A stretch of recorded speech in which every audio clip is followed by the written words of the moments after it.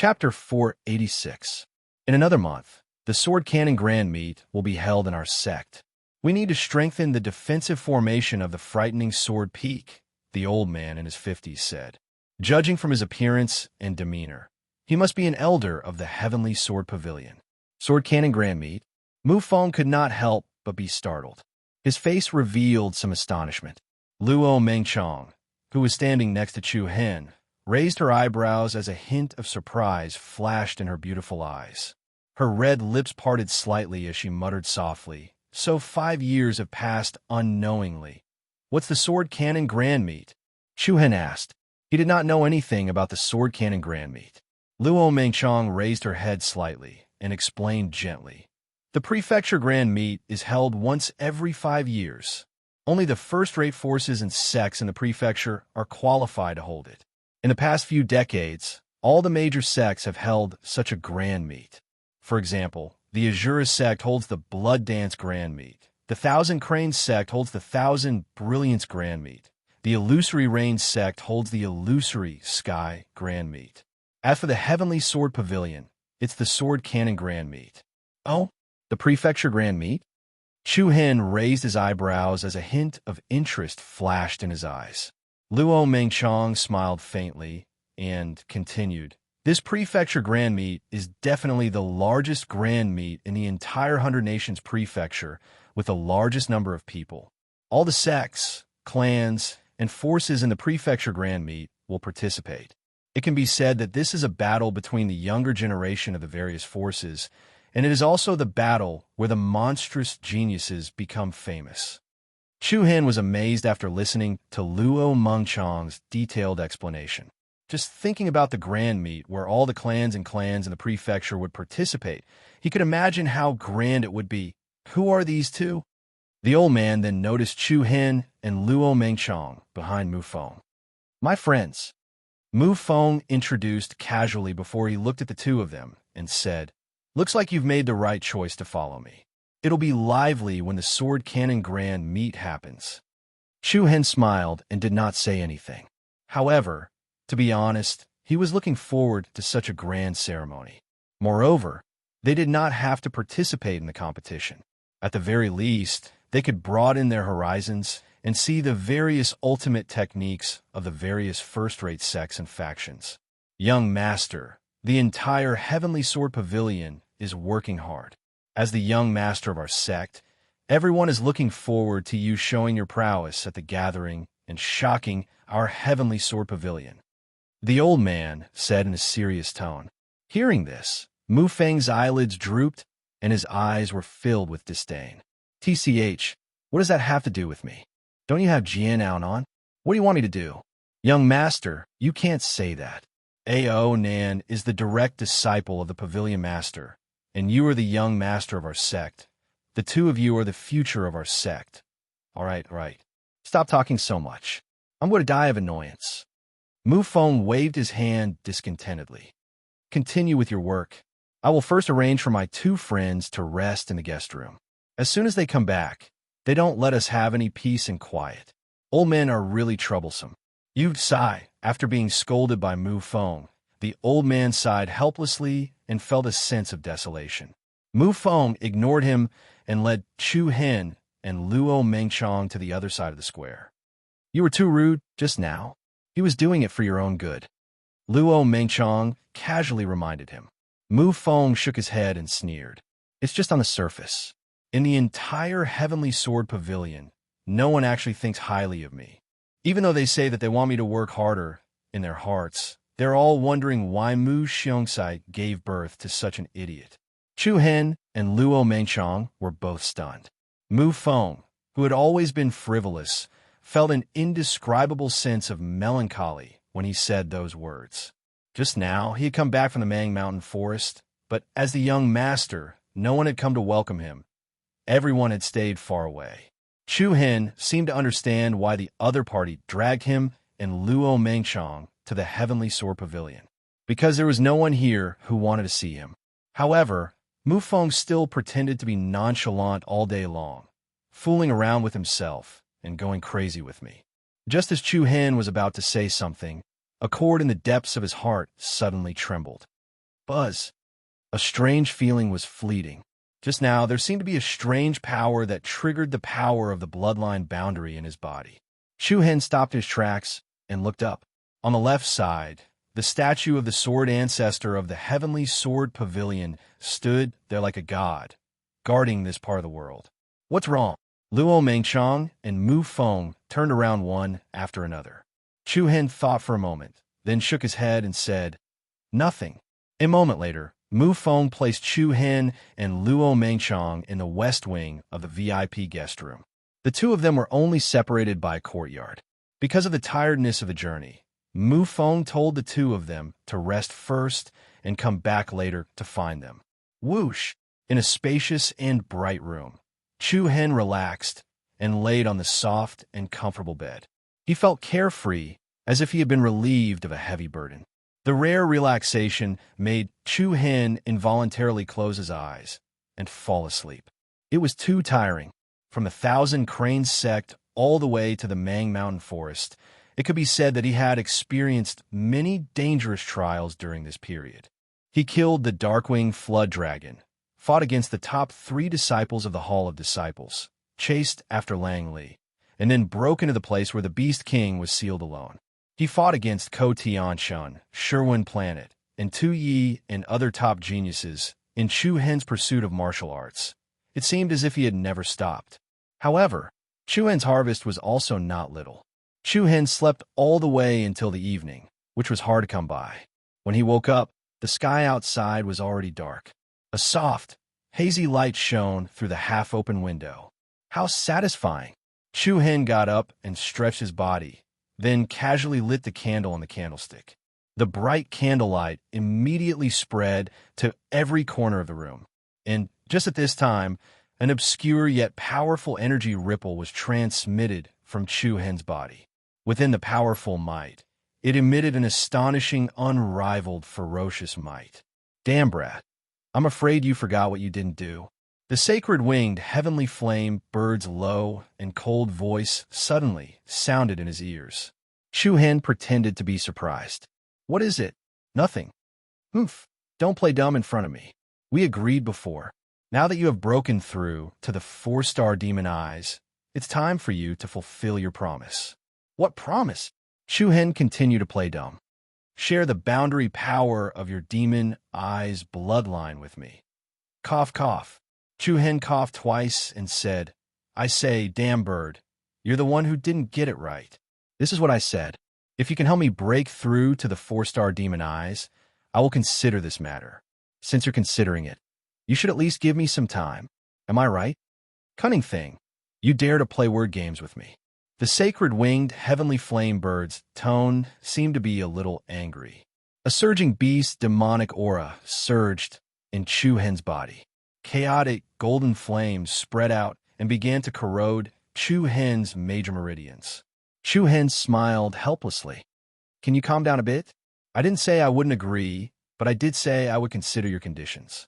I didn't say I would immediately share the power of my demon eyes with you after breaking through. If it were you, would you do that? How long do you need to consider? At the very least, I need to know what kind of harm it will cause me after I share the boundary power of my bloodline with you, and what kind of precautions I need to take. Otherwise, I wouldn't dare to make this deal with you." Chu-Hen said. What kind of species was the sacred-winged heavenly flame bird? It wasn't that Chu-Hen didn't know. Even a terrifying existence like the white-scaled serpent emperor trembled in fear when it saw it. This was enough to prove how terrifying it was. Although the sacred-winged heavenly flame bird was indeed a dragon in shallow waters and a tiger out of the plains, it definitely wasn't something anyone could provoke. There was no reason for Chu-Hen not to be wary of it. "Humph. In the end, you still don't believe me."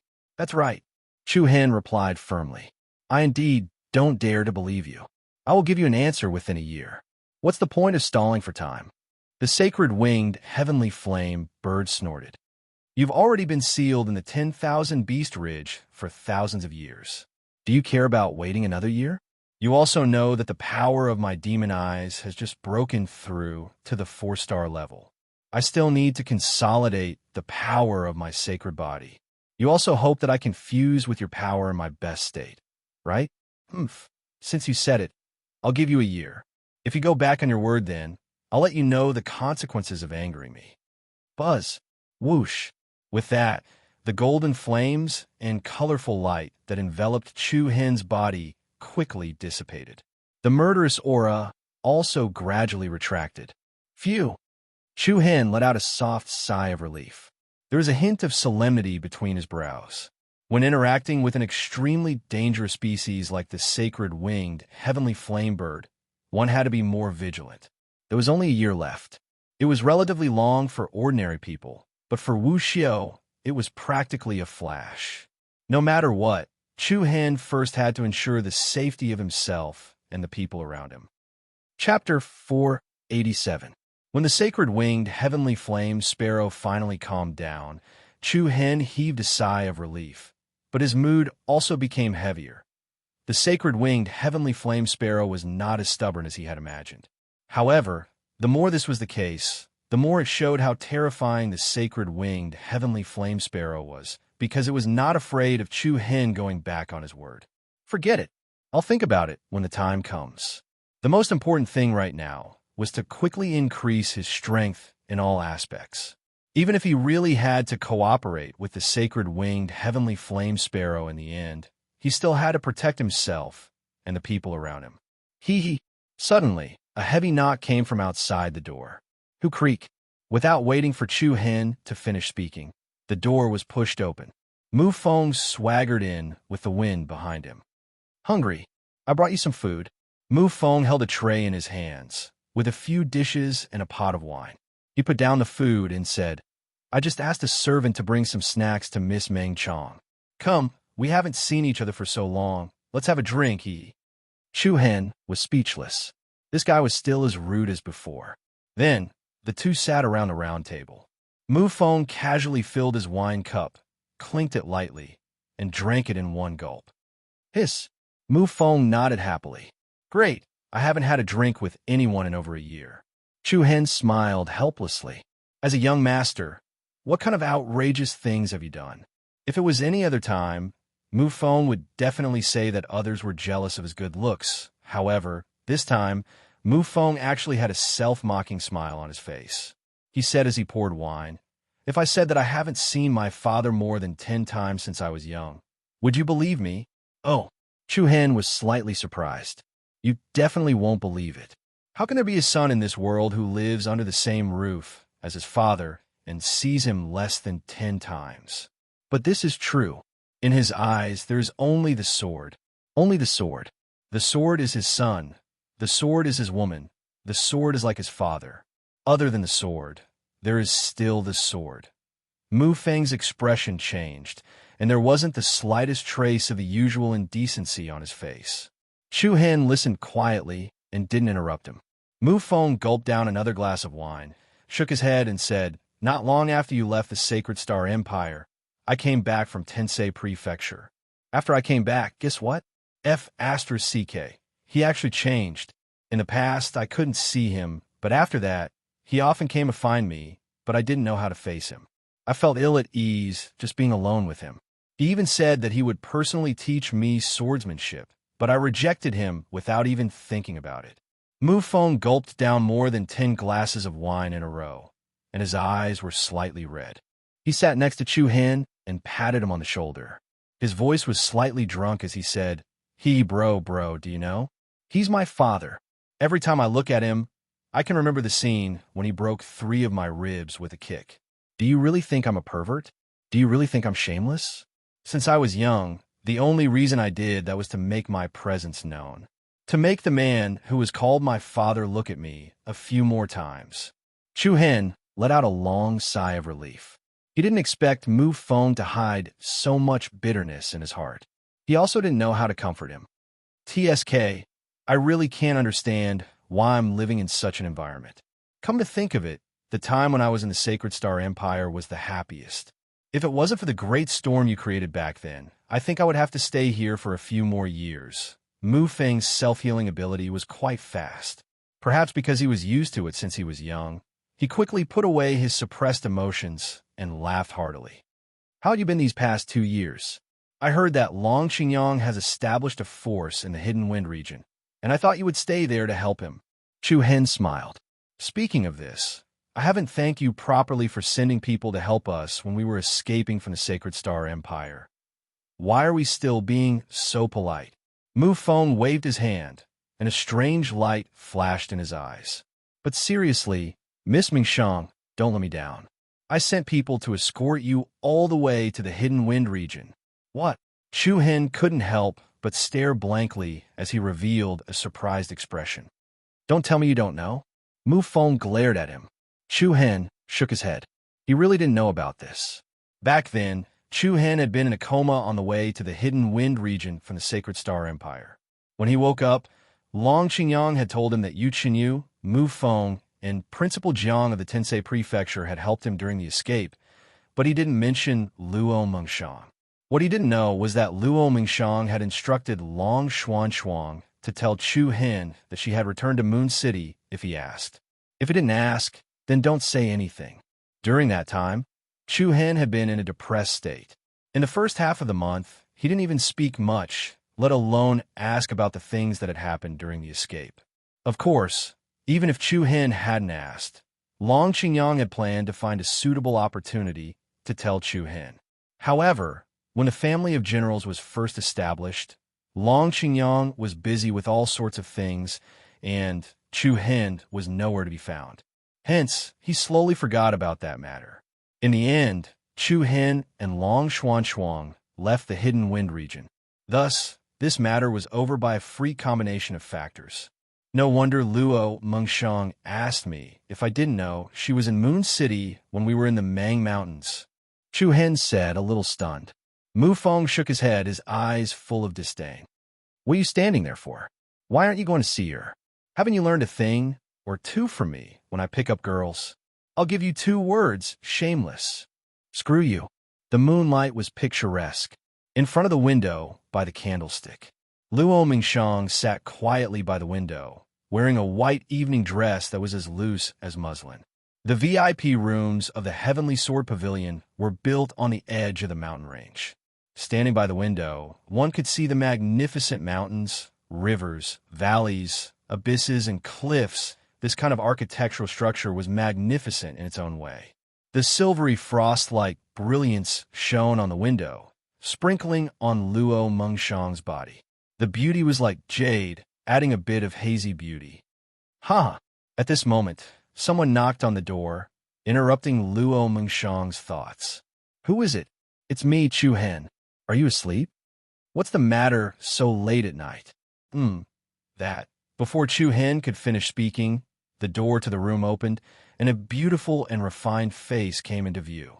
Luo Mengxiang's long hair, as beautiful as ink, was scattered behind her shoulders, and a few strands of hair hung on both sides of her cheeks. Under the hazy candlelight of the night, she was especially moving. Although the two were very familiar with each other, Luo Mengxiang still amazed Chu Hen from time to time. What's wrong? Luo Mengxiang saw him staring at her without saying a word, and could not help but ask. That. Chu Hen did not know where to start, and casually said, Thank you. Luo Mengxiang smiled smartly. Why are you suddenly saying this? Thank you for escorting me to the Hidden Wind region. Big brother and second sister did not tell me about this. If not for Mu Feng mentioning it, I would not have known, so Chu Hen felt a little ashamed. Luo Mengxiang shook her head. It's okay. I told them not to tell you. Why? No reason. Luo Mengxiang turned her body back facing Chu Hen and walked back to the side of the window. Her eyes were like autumn water, and there was a hint of a complicated look. Chu Hen followed her into the room and reached her side. And at this moment, Luo Mengxiang suddenly felt a pair of strong arms gently pulling her into an embrace from behind. A chest that was not broad, but was very stable, was leaning against her back. You? Luo Mengxiang was taken aback by Chu Hen's action and subconsciously pushed him away. However, Chu Hen did not give the other party a chance, and his hands wrapped around her jade-like arms, not letting her break free. After struggling a few times, she could not break free. Luo Mengxiang was angry, annoyed, and embarrassed, and her pretty face was red. Her silver teeth bit her red lips, and she said with dissatisfaction, "You'd better behave. I'm not being dishonest." Chu Hen lowered his head and leaned on Luo Mengshang's left shoulder, and the faint fragrance of her body and fresh hair filled his nose. It was very pleasant. "Mengshang, let me ask you a question." "What?" Luo Mengshang lowered her head, and her slender, jade-like hands clasped together, her fingers gently rubbing the back of her hand, and her soft body gently leaned on Chu Hen's chest. "Do you like me?" Chu Hen asked. Luo Mengshang was angry and amused at the same time, and she secretly cursed this bastard for asking such a ridiculous question while hugging her like this. She really wanted to kick him off the cliff from the window. "I don't like you," Luo Mengshang replied. "You really don't like me?" "Of course." "All right then." Chu Hen seemed a little disappointed, and then immediately said, "I seem to like you quite a bit." Luo Mengshang's beautiful eyes moved, and she smiled faintly. Then her thin eyebrows raised slightly, and she pretended to be indifferent as she replied, "There are many people who like me. What's your ranking?" "I should be ranked first." "Should be?" Chu Hen was stunned at first, and then quickly changed his words. "I should be ranked first." TCH glib-tongued. "Could it be that you learned all this from Mufeng?" Cough, cough, cough. "No." Chu Hen smiled a little proudly, and then said, "Mengshang, are you willing to accept me?" The gentle voice whispered in her ear, and the slightly heavy breath blew on Luo Mengshang's ear, making it a little itchy. Luo Mengshang secretly cursed Chu Hen for not understanding the mind of a girl at all. Then she replied, "It depends on your performance." "I got it." Chu Hen replied with satisfaction, and could not help but hug her tighter. Although in the past few years, Chu Hen had experienced all kinds of life and death battles, and his mind had become more mature, he did not have much contact with the relationship between a man and a woman. As for the time when they were in Flame City, Chu Hen was more like a naive and innocent love for Yi Yu, and there was no such thing as feelings. However, for Luo Mengshang, it was a completely different feeling. This was true love between a man and a woman. "Oh yes, I have something to show you," Luo Mengshang suddenly said. Chu Hen was stunned at first, and then reluctantly released her from his arms. Immediately, Luo Mengshang moved her palm, and a white light flashed, and a strange stone appeared in her hand. There were soft light patterns flashing on the stone, and the bright light patterns were like two swimming fishes playing with each other. Chapter 488. Doppelganger Sigil. Looking at the soft light patterns on the strange stone that Luo Mengshang suddenly took out, Chu Hen's face showed a hint of surprise. "You got it, I picked it up." Luo Mengshang's red lips parted slightly as she replied softly, "Picked it up, yes. When you were fighting with Ko Tianchen that day, a lot of stones were swept away. This stone happened to be next to me, so I picked it up." This, after listening to Luo Mengshang's answer, Chu Hen could not help but feel a little amused. Other people would fight to the death for the four-sided sigil, but Luo Mengshang could pick up this doppelganger sigil just by standing at a random place. Was she not only good-looking, but also had such good luck? "Here." Luo Mengshang handed the doppelganger sigil to him. Chu Hen was stunned. "Why are you giving it to me?" Luo Mengshang's beautiful eyes rippled slightly as a hint of gentleness faintly appeared in her beautiful eyes. She looked at Chu Hen and said, "You have mastered the power of this sigil, so you will have more ability to protect yourself. I know that you still have a lot of things to complete, and I also know that you have always been eager for power, and I don't want to see you get hurt again. Luo Mengshang's voice was as light as silk, and her beautiful eyes were like water. Chu Hen's heartstrings trembled slightly, as if there was a warm current flowing through his heart. Immediately, Chu Hen's palm caressed Luo Mengshang's beautiful cheeks and smiled gently. "Keep this for yourself. If one day I'm not by your side and you encounter difficulties, at least you will have the ability to protect yourself. Similarly, I don't want to see you get hurt." Luo Mengshang raised her eyebrows slightly as a hint of sweetness faintly appeared in her heart. "Don't underestimate me. Maybe I will even surpass you in the future. Chu Hen smiled. Yes, I believe you, but that's in the future. Now you must listen to me. What's more, I already have the heavenly spirit sigil. If I control two sigil powers at the same time, it will take less time to adapt to one power. However, seeing Chu Hen's determined look, Luo Mengchong no longer insisted. Then promise me that you won't hurt yourself again. Okay. Chu Hen nodded his head and said, I'll help you extract this seal. And, subsequently, Chu Hen took the stone from Luo Mengshang's hand, and a wisp of vigorous true yuan separated from his body and injected it into the stone. Buzz, in an instant, a restless energy fluctuation was released from the stone. The patterns on the surface quickly lit up, and the airflow in the room became especially chaotic. The space faintly trembled, and a fist-sized silver rune separated from the stone. The silver runes emitted an especially joyous and restless energy. Chu Hen carefully controlled the rune that looked like a pair of fishes playing with each other and moved it towards Luo Mengshang's forehead. The piercingly cold wind caused Luo Mengshang's beautiful long hair to flutter in the wind. Prepare to fuse the rune, Chu Hen reminded her. Luo Mengshang nodded, and strong true yuan overflowed from the yuan dan in her body, covering her body like a thin layer of gauze. Buzz, under Chu Hen's control, the rune of the rune quickly shrank when it approached Luo Mengshang's forehead.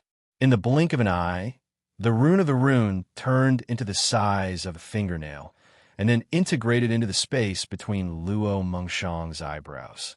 When the silver rune of the rune fused with the true yuan, there were traces of ripples in the air. The true yuan that covered her body was obviously a lot more chaotic, and the space between Luo Mengshang's eyebrows seemed to flicker, adding a bit of holiness and beauty to her. The process of the rune fusing was very smooth. In just a few seconds, Luo Mengshang's aura stabilized, and the silver light between her eyebrows also dissipated and hid. Meanwhile, the stone in Chu Hen's hand had already become dim, and had become an ordinary stone. How is it? Can you control the power of this rune? Chu Hen asked. Luo Mengshang nodded lightly. Yes, it's no problem. That's good.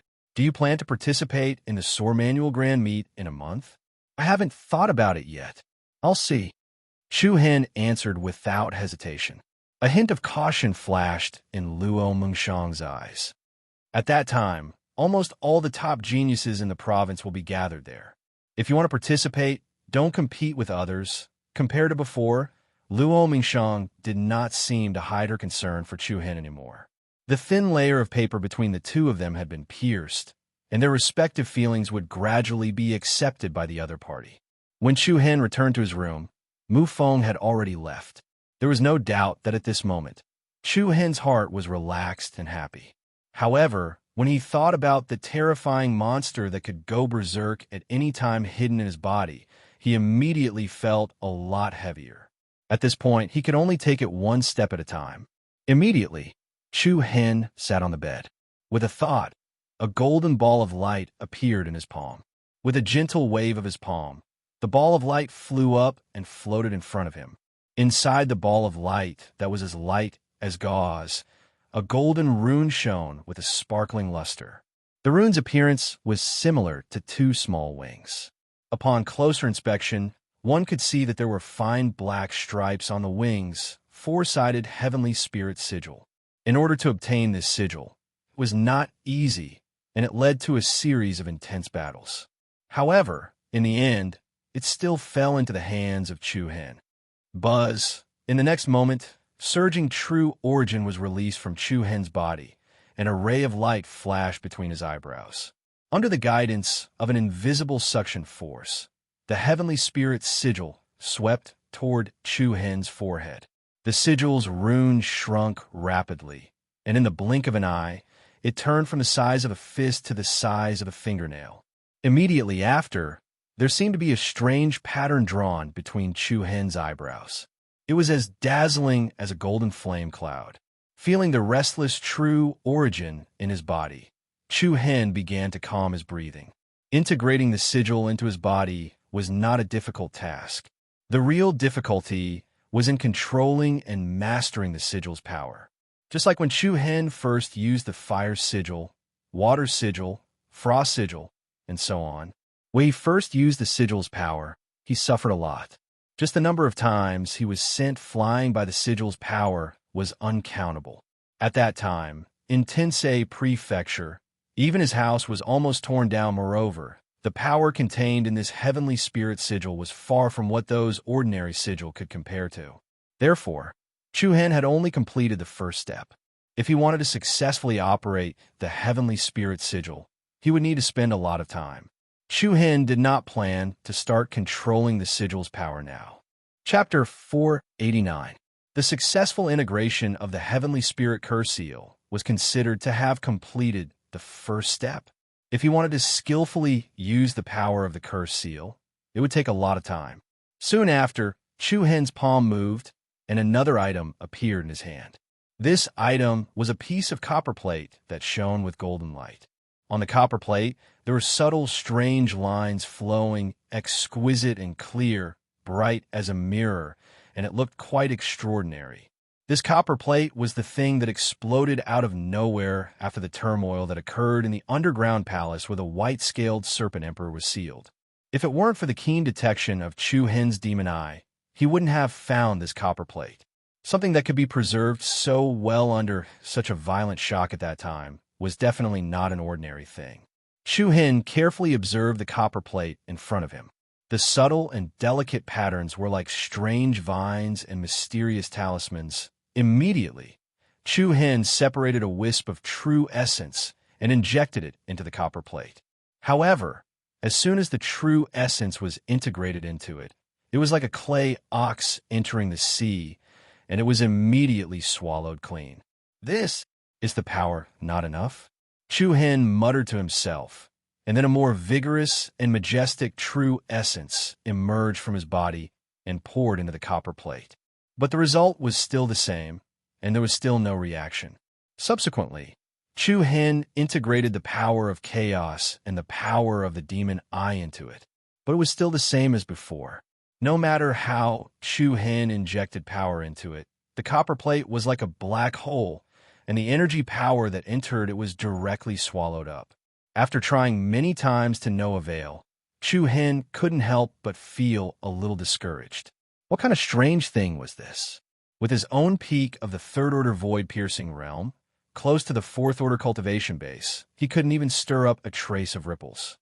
Wait, could it be? Chu Hen patted his head and suddenly remembered something. His eyes were cold, and then a surging Reiki energy spread out from the Naiwan Palace, and the pale golden light flowed into the copper plate like a clear stream. Buzz! In the next moment, the copper piece, which had been motionless all this while, suddenly released waves of strange energy fluctuations. A brilliant light blossomed from within, and the mysterious talismans that covered its surface flowed like vines of light, bright and beautiful, like the radiance of the stars. It was effective. Chu Hen's heart lit up, and a look of pleasant surprise appeared on his face. Just now, when he thought about it, the appearance of the copper plate in the sealed area must have something to do with Senior Shifeng Zi.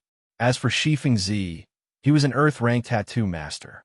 Therefore, it was related to Reiki energy and not true Yuan. Buzz! The bright copper shone with a dazzling luster. It was as if some kind of treasure that had been silent for a long time was instantly activated, along with a bright brilliance. Under Chu Hen's astonished gaze, countless bright light patterns swarmed out from the copper plate. This is? Chu Hen became more and more surprised. In just a few blinks of an eye, a brilliant light curtain immediately floated in front of Chu Hen, and numerous secret talismans of talismans appeared in front of Chu Hen. The spacious room was brightly illuminated, luxuriously and dazzlingly. It turned out to be talismans. There were actually thousands of talismans. However, what made Chu Hen even more dumbfounded was that out of the several thousand runes in front of him, the ones that he recognized could be counted on his fingers. The talismans that Chu Hen learned from the Phantom Bell were the inheritance left by Lei Huan, the first patriarch of St. Bell City.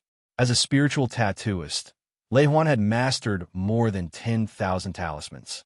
However, among the tens of thousands of talismans that Chu Hen knew, only a few existed in the talismans in front of him. Judging from the peculiar structure and complexity of these talismans, it was obvious that they were more than what Chu Hen knew in the past. It seems that these are probably the ancient books left by Senior Shi Fengzi. Immediately, Chu Hen once again penetrated the copper plate with a perception of Reiki energy. Then, a series of talismans floating in front of him began to change in a surprising way. These talismans began to arrange themselves in a rather regular way. In an instant, a talisman formation appeared in front of Chu Hen. This formation was composed of more than 1,000 talismans arranged in an orderly manner. The light patterns intersected with each other, like an ancient and mysterious formation. The light was dazzling, and the beautiful runes were like the stars in the vast universe. Chu Hen's vision seemed to be opened in an instant. This seemingly ordinary formation seemed to have a special kind of magic, attracting Chu Hen's attention and merging it with it. Then, the copper plate once again emitted an obscure power fluctuation. Subsequently, the arrangement of the talisman formation in front of him was disrupted, but soon all kinds of talismans began to reorganize, and the second talisman formation appeared in front of Chu Hen. Then, the talismans in front of Chu Hen constantly changed, like colorful spiritual butterflies, one after another talisman formation after another. It was truly unpredictable, causing Chu Hen's eyes to be dazzled.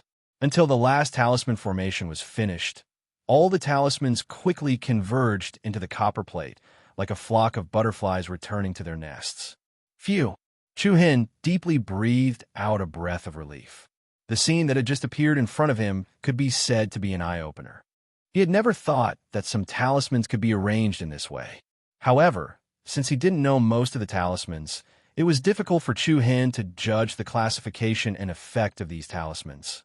Obviously, this copper plate contained the powerful talismans mastered by Senior Shi Fengzi. Treasure. It was definitely a treasure. Chu Hen's hand that was holding the copper plate tightened. If news of this thing got out, he was afraid that he would definitely be hunted down by all the talisman masters in the province. The talisman records left behind by an earthly talisman master were enough to make the vast 100 Nations province fight for them, and blood would flow like a river. However, at the same time, while Chu Hen's heart was heavy, he was more excited. This was a legacy book of an earthly talisman master. To Chu Hen, who was also a talisman master, it was a treasure that he could only dream of obtaining. However, what caused Chu Hen to be in a bit of a dilemma was that he could only recognize a few runes from before. If he wanted to arrange the talismans, the first thing he had to do was to learn those talismans.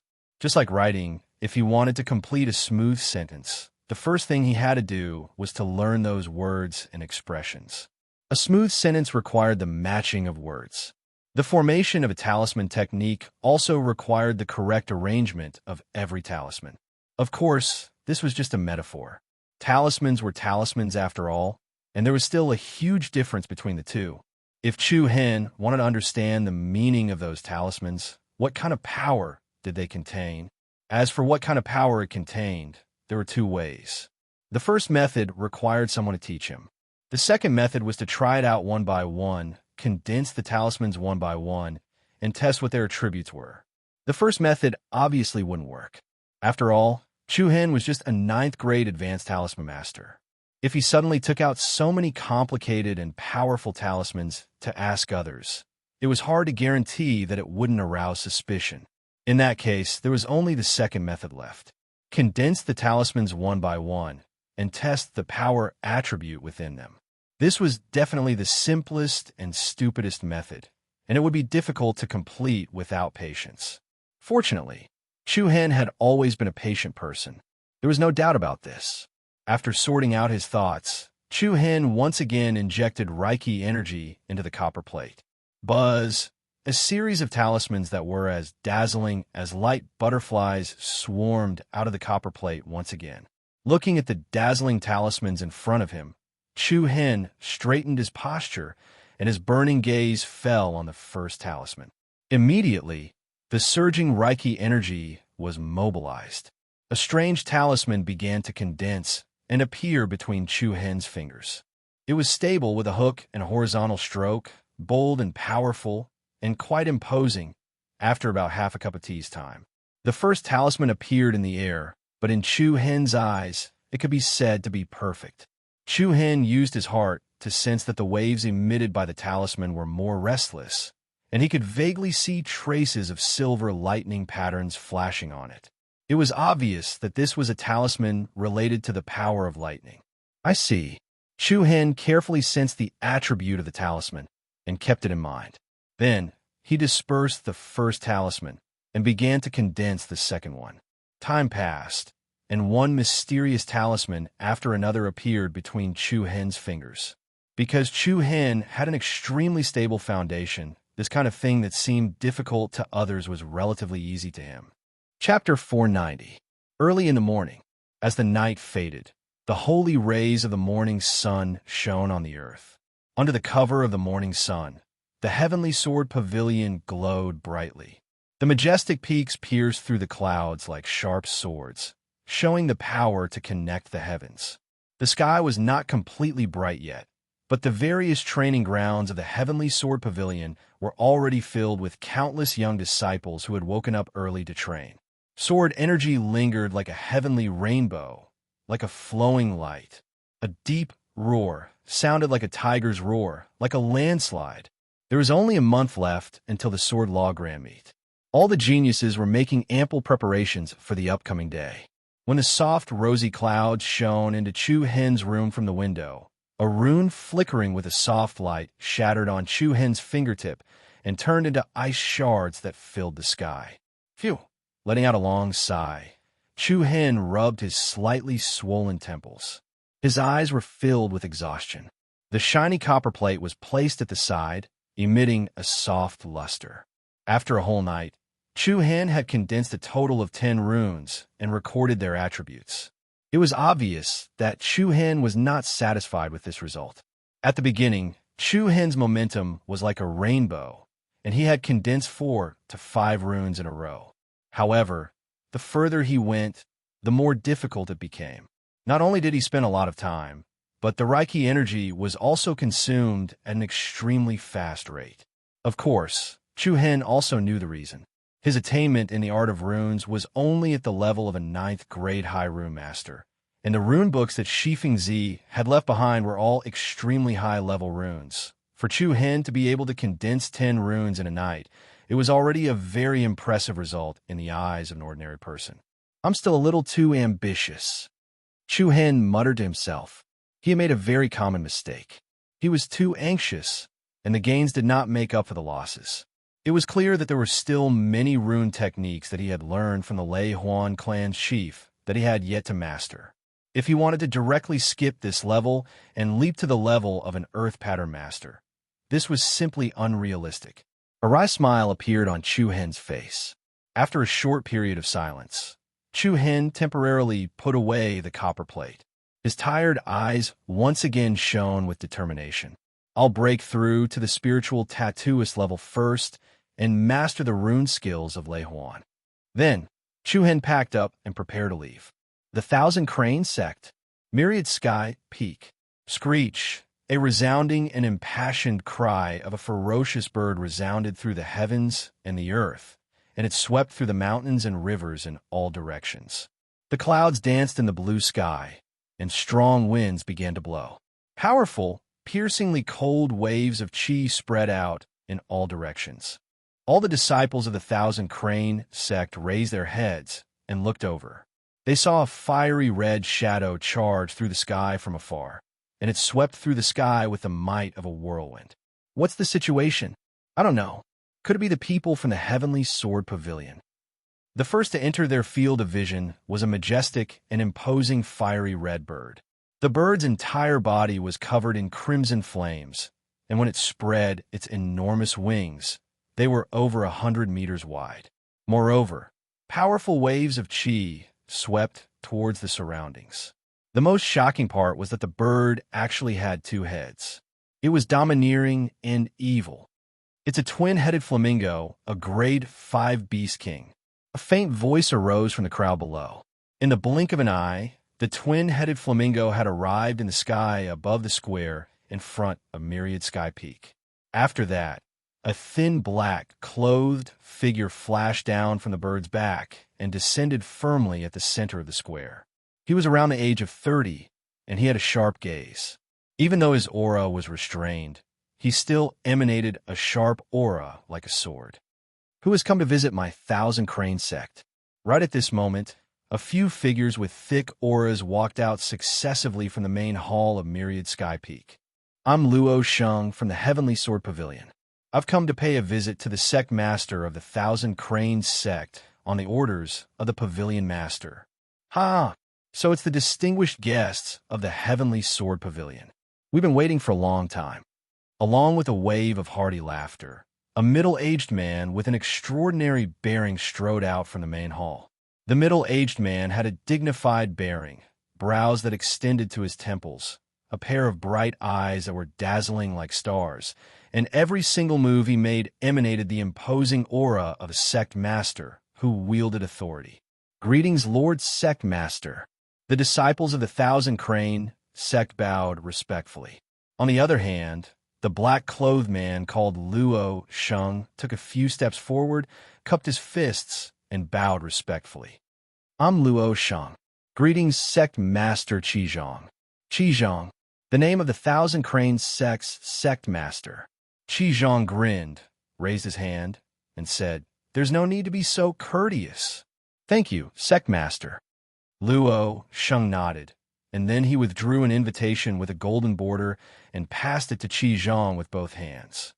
"This is the invitation to the Sword Scripture Grand Meeting. We'll be waiting for all of you at the Heavenly Sword Pavilion a month from now." After that, an elder of the Thousand Cranes sect took the invitation from Luo Sheng and passed it to Qizhong. The latter spread open the invitation, glanced at it, and then pressed his palms together. "I've received the invitation. Please pass it on to Pavilion Master Mu. The Thousand Cranes sect will definitely be present." "Thank you, Sect Master Qizhong. I have another matter." "Speak." "The Sword Scripture Grand Meeting is around the corner. I hope Sect Master Qizhong can send the list of participating disciples to our sect within 20 days. "Oh." Qizhong was slightly surprised. On the other side, the Grand Elder Duan Qingshan asked, "Why is there a need for a list this year?" "Grand Elder Duan, our sect's Sword Scripture Grand Meeting this year will be carried out in an elimination format. Due to the fact that there were many geniuses participating in the past, the preliminaries will be carried out in different areas. Thus, we need to use the list of the various sects and powers to compile the results." Luo Sheng answered. "I see." Qizhong nodded. In previous years, the competition was indeed more chaotic due to the large number of people. As a result, the competition took too long. Pavilion Master Mu is very considerate. We will send the name list to you before the designated time. "Thank you, sect leader. Since the invitation has been delivered, I will take my leave first. It wasn't easy for you to come here. Why don't you rest here for 2 days and let us show our hospitality? I'm overwhelmed by Sect Master's hospitality. However, I still have a few invitations in my hands that I have yet to send out, so I appreciate Sect Master's good intentions." Luo Sheng said very politely. Qizhong nodded. "Since you still have a mission, I won't stay any longer. Farewell. Take care." Then Luo Sheng stepped into the air and landed on the back of the twin-headed flamingo. Then he cupped his fists and said loudly, "The Heavenly Sword Pavilion welcomes everyone." Screech. After that, the twin-headed flamingo let out a heaven-shaking cry and caused a wave of surging waves of heat before it vanished into the horizon under Luo Sheng's control. As soon as Luo Sheng left, the entire Thousand Crane sect was filled with clamorous noise. The Sword Scripture Grand Meet is finally about to begin. I've been waiting for this day. What are you waiting for? With your strength, it's just a formality. Exactly, it all depends on us core disciples. Our senior brother Wu Yuan is definitely a strong candidate to become the champion. He'll probably encounter the Azura sect's Shui Young Master, Shui. The battle is coming in the end. The Sword Scripture Grand Meet. It was a grand event that the entire province looked forward to. It was a battle between the top geniuses of the various sects and powers, and it was a battle to make a name for themselves. Moreover, it was a rule to test the overall strength of the various sects and clans. The sect leader of the Thousand Cranes sect, Qi Zhang, gazed into the distance while his dazzling eyes revealed slight, indescribable meaning. The vast sky seemed to be calm, but it was actually covered in a sea of clouds. Why do I keep having the feeling that something major is about to occur during the Grand Meet this year? Chapter 491. Around the same day that the Thousand Crane sect received the invitation from the Celestial Sword Pavilion, the Illusory Rain sect, Azura sect, Otherworldly Spirit sect, Moon's End City, Grand Firmament City, and many other reputable sects in the prefectures also received invitations. The impending arrival of the Sword Codex Grand Meet had already set off a frenzy in the entire province. It was a battle between top-notch monstrous geniuses, a battle where geniuses would rise to fame. Tens of thousands of eyes were on it, and it was highly anticipated. This was the largest and most valuable battle between geniuses in the province. In the following month, the most talented geniuses from various sects would head to the Heavenly Sword Pavilion one after another. As for the higher-ups of the sects, they would also arrive before the final battle. The 100 Kingdoms Prefecture was like a gathering storm, and heroes were rising. As time passed, the date of the Sword Codex Grand Meet drew closer. A large number of geniuses and experts had already arrived at the Heavenly Sword Pavilion one after another. A sect like the Heavenly Sword Pavilion was a place where many people yearned to learn martial arts. Geniuses from various sects would arrive at the Sword Pavilion a few days in advance. Firstly, they could use this opportunity to admire the various cultivation grounds of the Heavenly Sword Pavilion and experience or study some exquisite swordsmanship. Secondly, they could interact with the geniuses from other sects before the Grand Meet began, so that they could have a better understanding of the situation. The Heavenly Sword Pavilion was especially generous with the arrival of the geniuses. The various cultivation grounds were open to the public, and they were well received in all aspects. As the Sword Codex Grand Meet approached, the Heavenly Sword Pavilion became more and more lively. The number of geniuses from various sects that had gathered there was constantly increasing. All kinds of young men and women made the already prosperous sect even more lively. In the back mountain area, dozens of miles away from the startling Sword Peak, the lush mountain forest was filled with abundant spiritual energy. This was the place where the spiritual energy of heaven and earth was the densest in the Heavenly Sword Pavilion, and the environment was beautiful and picturesque. In the distance, there were mountain ridges and jagged rocks. All kinds of strange flowers and grasses grew everywhere, and nimble little beasts traversed the forest. Boom! Suddenly, a piercingly cold gust of wind swept across the area. Flowers and grasses bent, leaves fluttered in the air, and the surrounding little beasts scurried away in fright. In an instant, the chaotic momentum became more and more astonishing, and the spiritual chi in this world became especially restless. In the sky above the ninth heaven, the spiritual chi from all directions quickly gathered and blended together, forming a spiritual chi nebula vortex that was 100 meters wide, floating above an empty mountain forest. However, on the empty ground, a spiritual formation with a diameter of over 30 meters was in operation. The beautiful formation patterns interweaved like silver light, dazzling and radiating brilliance. At each of the hubs of the formation, there was a translucent upper-grade primal crystal stone. More than 1,000 high-grade crystals were neatly suppressed at the pivot of the formation and continuously supplied a huge amount of energy at this very moment. A young figure was sitting in the center of the spiritual formation. His handsome face looked as if it had been carved by a knife, with distinct edges and corners. His eyes were lightly closed, and between his brows there was a young and heroic aura. Fluctuations of true yuan that fluctuated between strong and weak were released from his dantian. Other than that, there was a white light flashing from time to time between his brows. The Reiki energy that originated from his Niwen palace was also extremely restless, like the undercurrent of the deep sea. Rumble, At this moment, the beautiful formation patterns all over the ground blossomed with a dazzling brilliance. The 100-meter wide spiritual energy vortex that enveloped the sky stirred the heavens in all directions, then quickly returned to the center, turning into a small vortex of light that descended from the sky, rushing towards a young man in the center of the spiritual formation. Buzz, in an instant, the young man seemed to be bathed in the golden holy light formed by the spiritual chi of heaven and earth. Endless spiritual chi flowed into his body like a whale sucking in water. At the same time, the upper-grade crystals that were pressed at the various hubs of the spiritual formation were also rapidly supplying the energy output, maintaining the smooth operation of the spiritual formation. The spiritual chi within a radius of a dozen miles was drawn in by the spiritual formation, layer by layer, majestically gathered in all directions, and was channeled into the young man's body. This scene was like a heaven-devouring demonic beast devouring the essence of heaven and earth.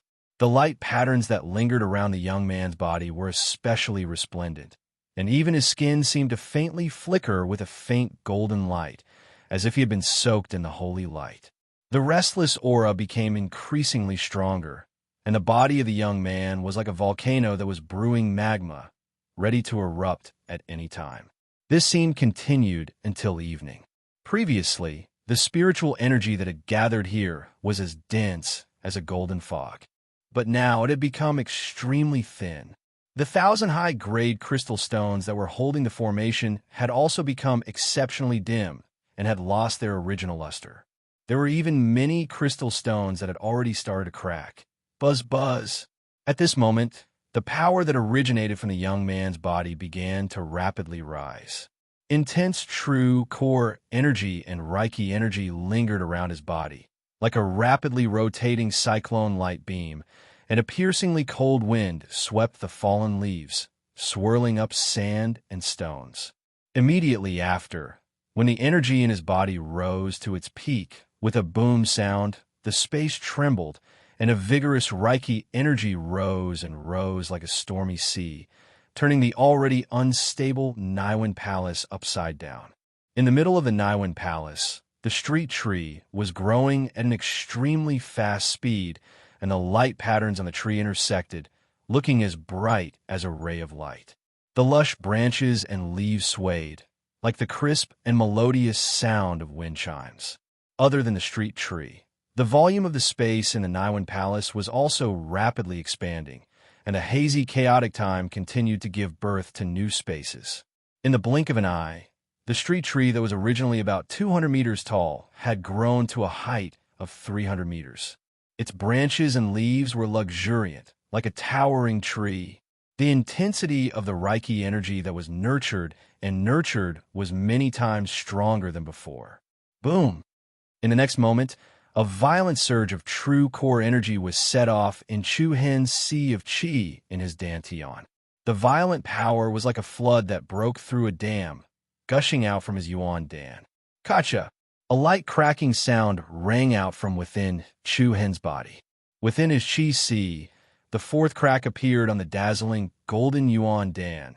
The horrible momentum spread in all directions, crushing all the way down.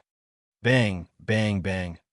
All the high-grade primordial crystal stones in the surroundings exploded in an instant, turning into crystal fragments that danced in the air. The airflow between heaven and earth became particularly chaotic. Immediately, Chu Hen opened his eyes, and two bright lights burst out from his pupils. A circle of invisible and vigorous air waves spread out, and the trees and flowers within 100 meters were directly shaken into two pieces. Subsequently, the amazing and powerful momentum quickly converged. Phew! Chu Hen gently exhaled a mouthful of turbid air with a gleam of surprise in his bright eyes. He had finally become a first-grade spiritual tattooist, and he had successfully broken through to the fourth stage of the void-piercing realm. This twin chaos spirit formation is really extraordinary. Chu Hen's face revealed a shocked expression. Chu Hen was not surprised to be able to complete two breakthroughs on the same day. The formation he had just activated was called Twin Chaos Spirit Formation. This was one of the top spirit formations among the many rune techniques left by the patriarch of the Thunder Illusion clan. This Chaos Spirit Formation could instantly extract the spiritual power of heaven and earth within a radius of 10 miles, and in the shortest time, generate true core energy and Reiki energy for the use of the people in the formation. Of course, in order to arrange this formation, Chu Hen spent more than 20 days collecting spiritual grass and spiritual liquid, condensing and arranging formation patterns, distributing upper-grade primordial crystals, looking for a suitable place to arrange, and so on. All kinds of tedious matters made Chu Hen really understand that it was not so easy to be a tattooist. However, the result was still very satisfactory to Chu Hen. The effect of the Twin Chaos Spirit Formation made the more than 20 days of busy work worthwhile. I wonder how Mengchong has grasped the power of the clone seal. Chu Hen had already informed Luo Mengchong. Luo Mengchong was very obedient and did not follow Chu Hen, afraid that she would disturb him. Just as Chu Hen was about to leave, his heart suddenly lit up as if he had thought of something. Buzz! A white light flashed, and a black stone appeared in his palm. The color of this stone was dark, angular, and extremely irregular. It did not look like a complete stone. Instead, it looked like a fragment of something. This was what Chu Hen had obtained when he participated in the Thousand Cranes Sect's new disciple assessment. It was the second round of the assessment, and the mission was to kill a lava boulder beast. The lava boulder beast was only a grade 1 beast king, but the strength it displayed at that time surpassed that of a grade 3 beast king. After killing the lava boulder beast, Chu Hen took out this strange stone from the lava boulder beast's stomach. At that time, Chu Hen had used the power of his demon eyes to probe the secrets within the stone. However, the demon eyes were only at the grade 3 beast king level at that time. Let's try it now. The power of the demonic eye buzz. Along with a faint scorching feeling, Chu Hen's pupils flickered with a bewitching purple light. Soon after, the internal structure of the stone began to clearly appear in Chu Hen's line of sight. There were strange patterns of light flowing within the stone, and these patterns were three-dimensional, looking like a peculiar beehive. Within the patterns of light, there was a hazy ball of light that emitted mysterious and obscure energy fluctuations. What was that? Chu Hen strengthened the power of his demon eyes again. Buzz. The probing power of a 4-star demon eyes was much stronger than that of a 3-star demon eyes. After a short pause, Chu Hen's vision suddenly broke through the hazy light barrier. Then, the thing inside the stone was revealed to him. This is... Chu Hen's pupils constricted, and a look of astonishment appeared on his face. Chapter 492. What's this? Chu Hen's pupils shrank slightly, showing a little astonishment on his face. There was a strange rune hidden in the center of the stone. The rune was not very complicated, but it gave people a feeling that it could not be seen through. The rune was black for a while, white for a while, and then a mixture of black and white. Its shape was somewhat similar to the two fish of yin and yang in the irregular Tai Chi pattern. What on earth was this rune? Chu Hen thought for a while and immediately separated a wisp of real inner force into the stone, wanting to further explore the rune. What was it? However, just like the first inspection, the real inner force seemed to meet an iron plate and could not enter at all. The real inner force did not work. Try the Reiki energy. Then, Chu Hen withdrew the real inner force and released the Reiki energy to explore, but the result was still the same. Even the Reiki energy could not penetrate it. It doesn't make sense.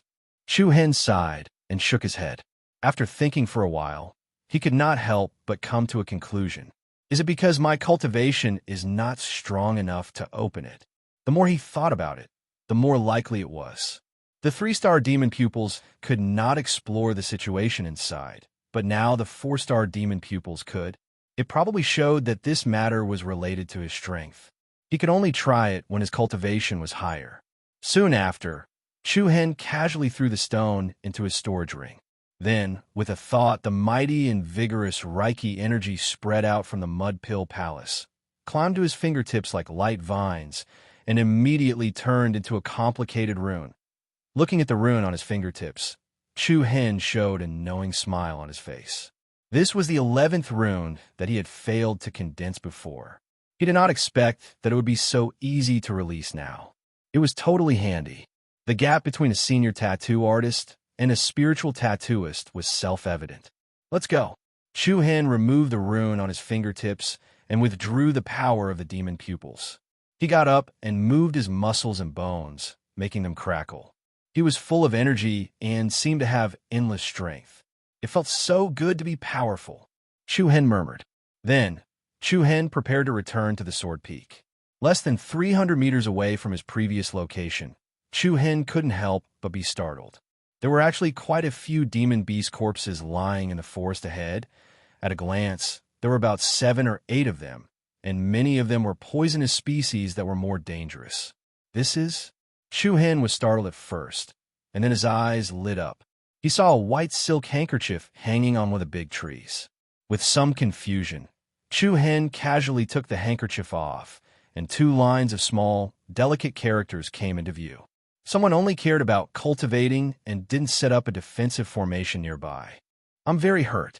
How could you make such a low-level mistake? Just this once, don't do it again. A smiley face was drawn behind the simple sentence.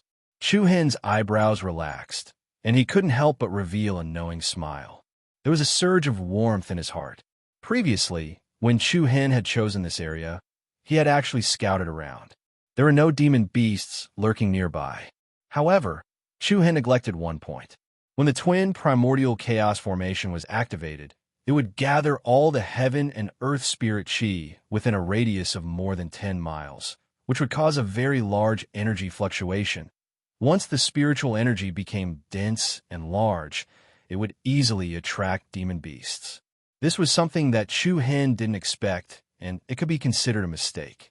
However, what Chu Hen didn't expect was that Luo Mengchan would actually come here to see him once a day, but every time she came, she would only watch from afar in the dark. Once she was sure that there was nothing wrong with Chu Hen, she would leave. She came every day for more than 20 days.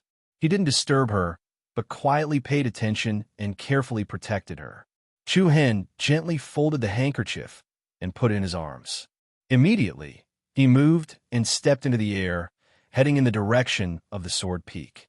At this moment, Chu Hen was eager to see Luo Mengchan. That yearning was magnified infinitely in an instant, filling his heart. However, it was also at this moment that a rapid and sharp wind-breaking force suddenly appeared in the forest in front of them. Along with it was a strong, bloody, and murderous aura. "Who's there?" Chu Hen's expression changed slightly as he shouted in a deep voice. Boom! Boom! Before he finished speaking, a piercingly cold red beam of light suddenly split a tree that was so big that several people could wrap their arms around it. Then, it traversed through the air and swept up a powerful and terrifying might towards Chu Hen. The red light immediately arrived in front of Chu Hen, only to see that it was actually a long red whip. Fine gray light patterns lingered around the long whip, tearing through the air and resounding in all directions. In a hurry, the primordial core in Chu Hen's body rotated rapidly, and the vigorous true inner force spread out like a mighty spring, facing the attack head-on. Bang! An extremely heavy and violent explosion sounded, and the strong true inner force released by Chu Hen was directly blown up by the fierce long whip. A chaotic ball of true inner force exploded in the air.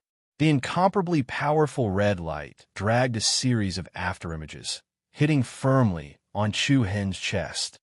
Boom! A beautiful ring of light rippled out like a water ripple. The powerful force of impact caused Chu Hen to fall back from the sky. A thin layer of frost spread on Chu Hen's face. He lowered his head slightly, and the clothes on his chest were still intact, with almost no trace of damage. But his chest was burning with pain, and his chi and blood surged, injuring his internal organs. What a strange attack. Who are you? Hiding in the dark and acting sneakily. After being whipped for no reason, Chu Hen was very angry, and his good mood from before was reduced by more than half. But it was still the red light that answered Chu Hen. Swoosh! The red light pierced through the dark forest, and this time, it actually attacked Chu Hen's throat in a straight line. The attack was as fast as lightning, and it was incomparably fierce. As it moved, there was a spiral of air at the front of the red light, spinning at high speed. Wah! In the next second, the spiral of air suddenly transformed into the head of a sinister blood python, and it opened its mouth to bite at Chu Hen. Chu Hen's eyes turned cold, and he knew that this strange long whip was strange. He used the light oscillating movement technique, and he dodged to the side. The sharp light brushed past Chu Hen's shoulder and heavily bombarded a tree that was dozens of meters tall behind him. Bang! With a loud explosion, the tree was directly smashed into smithereens. The killing power contained within it was actually so terrifying. Chu Hen's eyebrows furrowed even more. The opponent's attack was vicious, and it was obvious that he had not held back at all.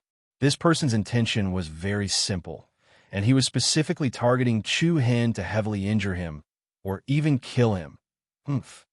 Two balls of anger rose in Chu Hen's eyes, and his deep and cold gaze penetrated the dark forest where the red light had come from. His figure moved, and he rushed forward. The opponent's reaction speed was also not slow. The moment Chu Hen moved, the red light swept through the air with a sweeping momentum, launching an attack. According to common sense, in a forest battle, using a long whip as a weapon was very disadvantageous. The trees and vegetation would limit the range of the whip's attack, but the situation in front of him was not like that. Every tree that came into contact with the red light was directly cut in half. No matter how big the tree was, it did not cause the slightest bit of resistance. It was as light as a sharp knife cutting through tofu. Swoosh! Swoosh! The red light danced in the sky like a dancing dragon, and it split apart one tree after another, attacking Chu Hen like a shadow. However, Chu Hen did not get entangled with it, and he relied on his agility to quickly close the distance between him and the opponent. Soon, a blurry figure appeared in his field of vision. Chapter 493. Boom! Bang! The sky darkened, and the crescent moon rose into the sky. In the forest, a few dozen kilometers away from the back mountains of the Heavenly Sword Pavilion, an intense battle was currently taking place. A strange red beam of light shot through the forest like a dancing dragon at Chu Hen. This strange whip was extremely agile. It was as if it were alive.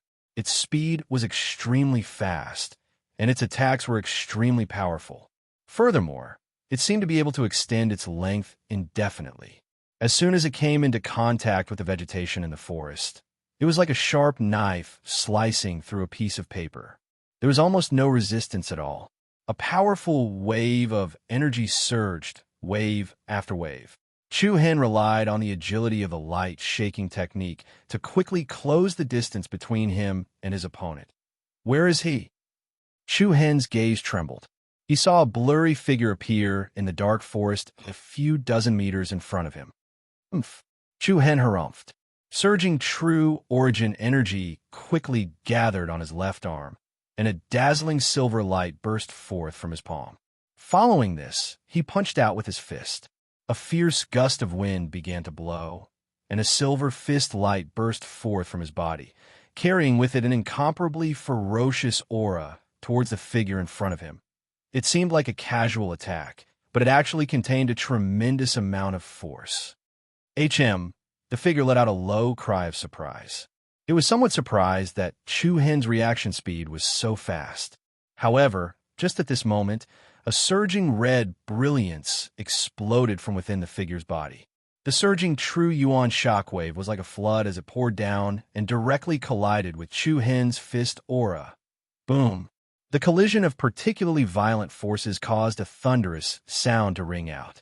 The red light and the silver light wantonly collided, and the residual power of the chaotic light pattern spread out, causing the surrounding trees to break and explode. Whoosh! Chu Hen chased after the figure as quickly as he could, arriving in the area where the figure was located. However, The figure that had been there a second ago had already disappeared. Whoosh!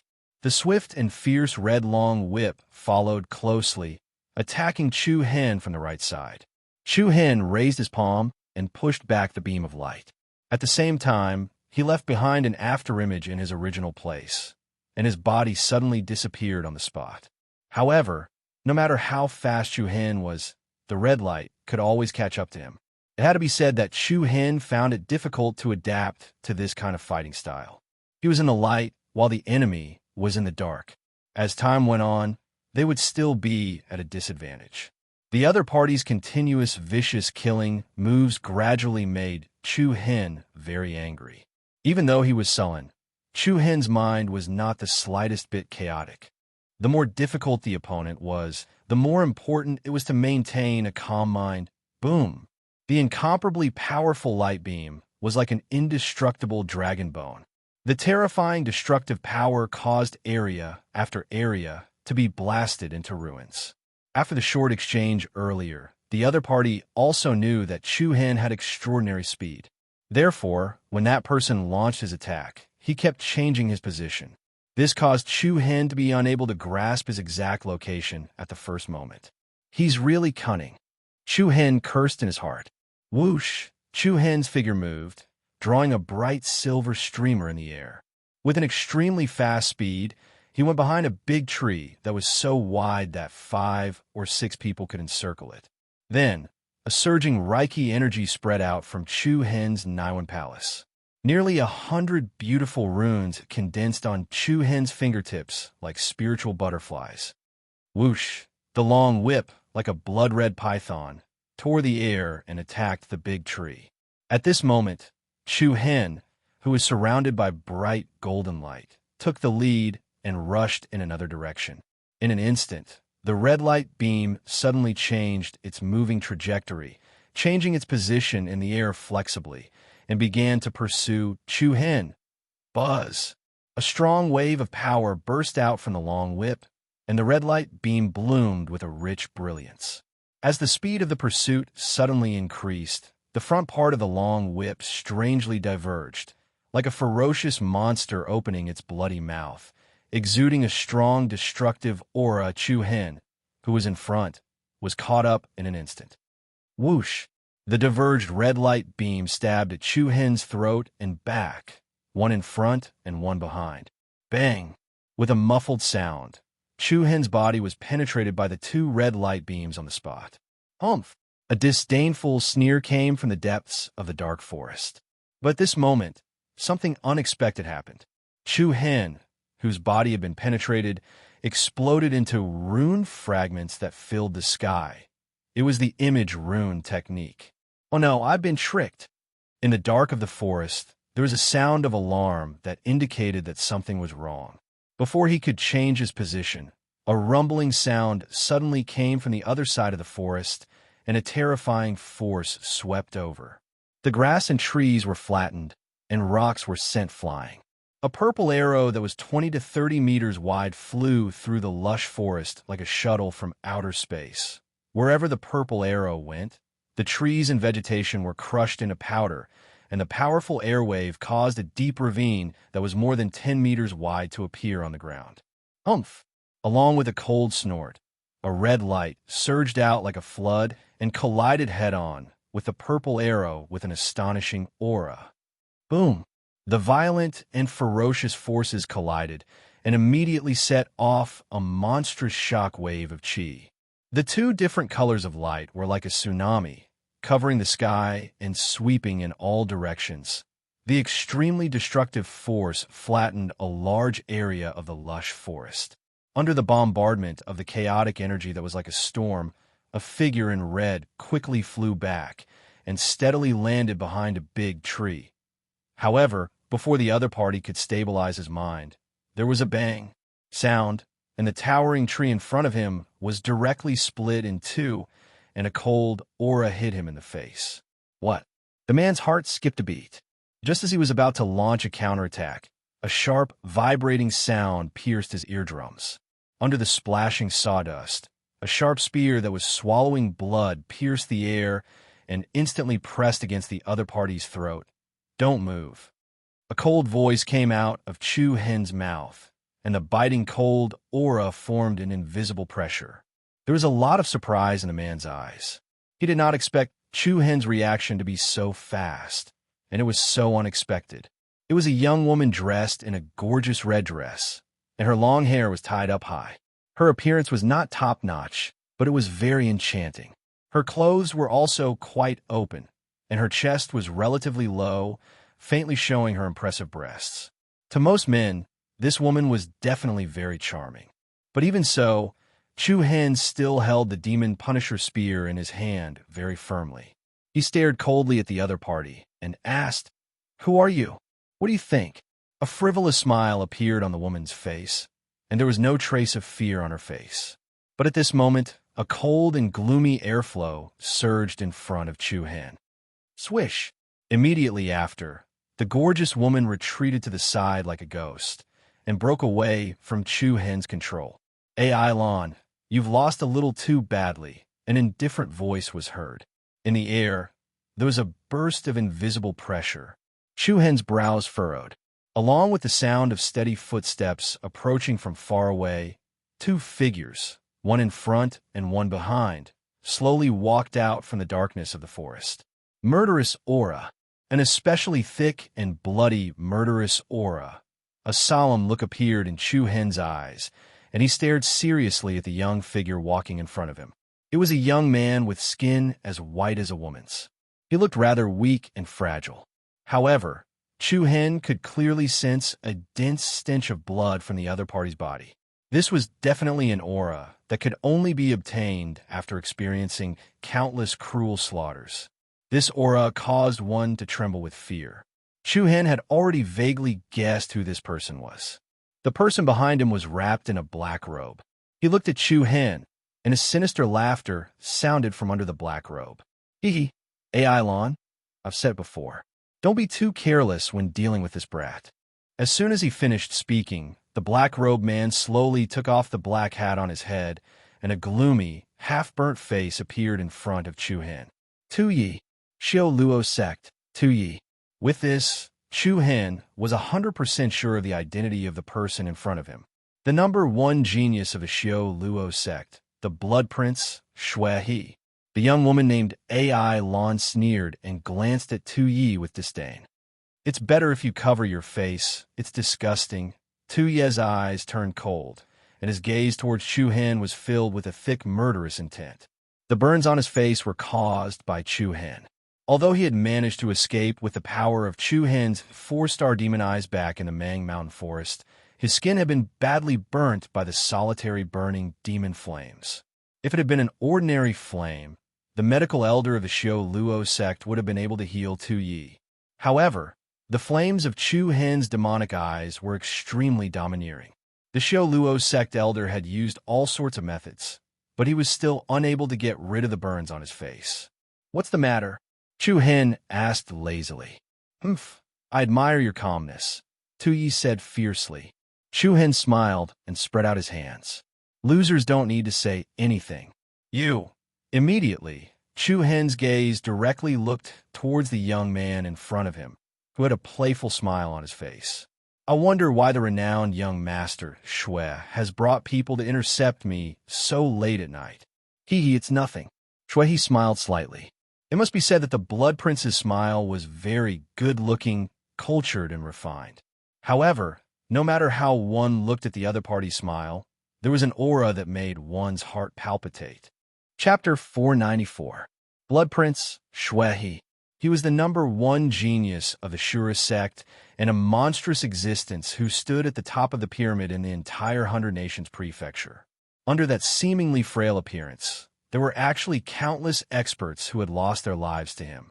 In the vast region, there were countless people who would tremble in fear upon hearing the name Blood Young Master. Chu Hen did not expect Blood Prince to suddenly look for him at such a time when the Sword Law Grand Meet was just around the corner. "I just want to see what the purple flame that Tu Yi spoke of looks like." Shui had a lazy and frivolous smile on his face as he looked at Chu Hen in front of him with interest. This was the reason. Chu Hen raised his eyelids and revealed a faint, cold smile. It turned out that the red-clothed girl called AI Lon had continuously attacked him in order to force him to use the power of the solitary burning evil flame. However, she did not expect that with Chu Hen's strength, he would be able to take her down without the help of the power of the bloodline boundary. "I'm sorry, but I'll most likely have to disappoint you," Chu Hen replied without fear on his face. Shui raised his eyebrows slightly and continued smiling.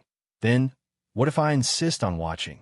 Then I guess the three of you will have to attack at the same time." Wah! A biting cold current suddenly spread out. No one would have thought that Chu Hen would actually dare to say such shameless words. Who was the person he was currently facing? Blood Prince Shui. Absolute arrogance.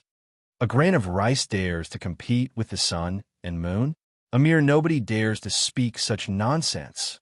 The corner of Shui's mouth curled up into a sneer. "You're courting death." Tuye's eyes turned cold as he took the lead and unleashed a surging aura toward Chu Hen. A rich, bloody glow rose around his body like boiling water, and its aura was astonishing. Humph! Chu Hen sneered and thrust the Demon Punisher spear in his hand forward. A cold and domineering spear light surged out and directly bombarded the front of Tuyi. Bang! The convergence of true essence caused a loud explosion. A blood-red light blossomed, and the momentum of the spear was astonishing. The vigorous True Yuan in front of Tu Yi was shattered by the sharp spear tip. What?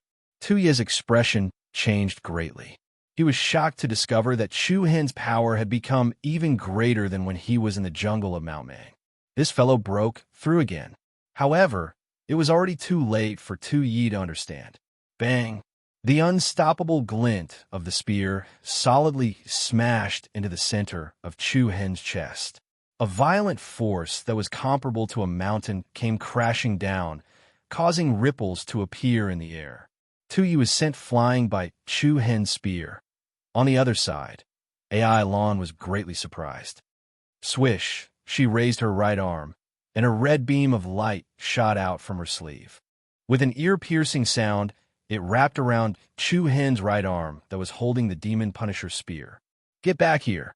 AI Lon shouted coldly. Chu Hen laughed naughtily and teasingly said, "I wonder where you want me to go." Whoosh! Before he finished speaking, Chu Hen suddenly gave up on pursuing Tu Yi. His feet moved, and he leaped into the air, heading straight for AI Lon. AI Lan's expression changed again. She had been trying to stop Chu Hen from launching a second round of attacks on Tu Yi. However, she had not expected him to give up on Tu Yi in the blink of an eye and charge towards her instead. He was so fast that AI Lon did not even have time to withdraw her red whip to defend herself. In a hurry, AI Lan's figure flashed, and she retreated backwards like a nimble swallow. As she retreated, she raised her hand and struck at Chu Hen. Too slow? The corners of Chu Hen's mouth curled into a demonic smile. Just as AI Lon was less than half a meter above the ground, Chu Hen had already stretched out his left hand. Wisps of black light crawled up his entire arm like vines, and the overbearing True Yuan restlessly flickered and pulsed. A powerful and oppressive force surged towards her. AI Lan's pupils violently shrank, and she subconsciously shouted, "Senior Brother Shui, save, ugh." Before she could finish speaking, AI Lon felt a suffocating sensation spread throughout her body. A powerful hand had firmly gripped her snow-white neck. In the next instant, an astonishing force pushed AI Lon backwards. Chu Hen still had his hand around her throat and firmly slammed her against a giant tree. Bang! True Yuan splattered in all directions, and with splinters flew everywhere. The giant tree behind AI Lon burst open in succession, and the terrifying impact caused her entire body to go numb. Her chi and blood surged, and a trickle of blood flowed from the corner of her mouth. However, Chu Hen's hand was still gripping her like a pair of iron pincers. "Humph, you can't even withstand a single blow." "Can't even withstand a single blow," The oppressive force radiating from Chu Hen's body made AI Lan feel as if she had fallen into the depths of an abyss. Her pale face was already filled with panic. However, it was also at this moment that an ice-cold, sharp aura suddenly came from behind Chu Hen. "Hey, you're too slow. Blood Prince." Chu Hen's heart was slightly alarmed. When did the other party arrive? Immediately after, Shuehi's right hand firmly pressed down on Chu Hen's shoulder, and soon after, he raised his left hand high up.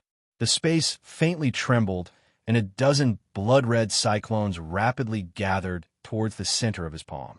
In an instant, a sharp blood-red spiked short spear appeared in Shuehi's left hand.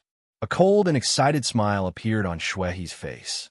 Swoosh! A single hand fell, and the spiked short spear tore through the air, stirring up a dense aura of death as it pierced towards Chu Hen's head. Imminent peril, like a flash of lightning. Tu Yi, who was not far away, and AI Lan, who was in front of Chu Hen, felt their hearts in their throats. Suddenly, Chu Hen suddenly turned his head, and a pair of deep, ice-cold pupils had unknowingly turned into a demonic purple. His sharp gaze reflected the sharp spikes that were rapidly approaching. Boom! A formless, majestic aura was released from Chu Hen's pupils. The 4 black dots in the depths of his eyes trembled violently, and a demonic purple light gushed out from them. Bang! A muffled sound rang out, and the spiked short spear in Shuehi's hand shattered into countless ice shards when it was less than 5 centimeters away from Chu Hen's left eye. The shards danced like dust and drifted in the air. AI Lan and Tu Yi both revealed a horrified expression. Chu Hen had neutralized Shuehi's attack, just like that. Not bad. Shuehi's eyes revealed an excited, bloodthirsty light. To him, the stronger the opponent, the more excited he was. An even more surging, murderous aura filled the air, and the airflow between heaven and earth suddenly became colder and colder. "All of you stop." Suddenly, a deafening, heavy voice exploded above their heads. A dozen or so figures with vigorous auras appeared. All of them were dressed in shining armor, and a sword hung on their waist. Every one of them was emitting a biting cold sword aura. "Humph! Don't blame us for being impolite to those who dare to behave atrociously in our heavenly sword pavilion." The leader was a middle-aged man in his 40s. He was tall and sturdy, and he carried a heavy sword on his back. As he led everyone to descend, a formless sword aura spread out, and a circle of spiral-shaped sword runes instantly appeared on the ground. These people were the patrolling guards of the Heavenly Sword Pavilion. The commotion of the battle just now had attracted them here. My apologies.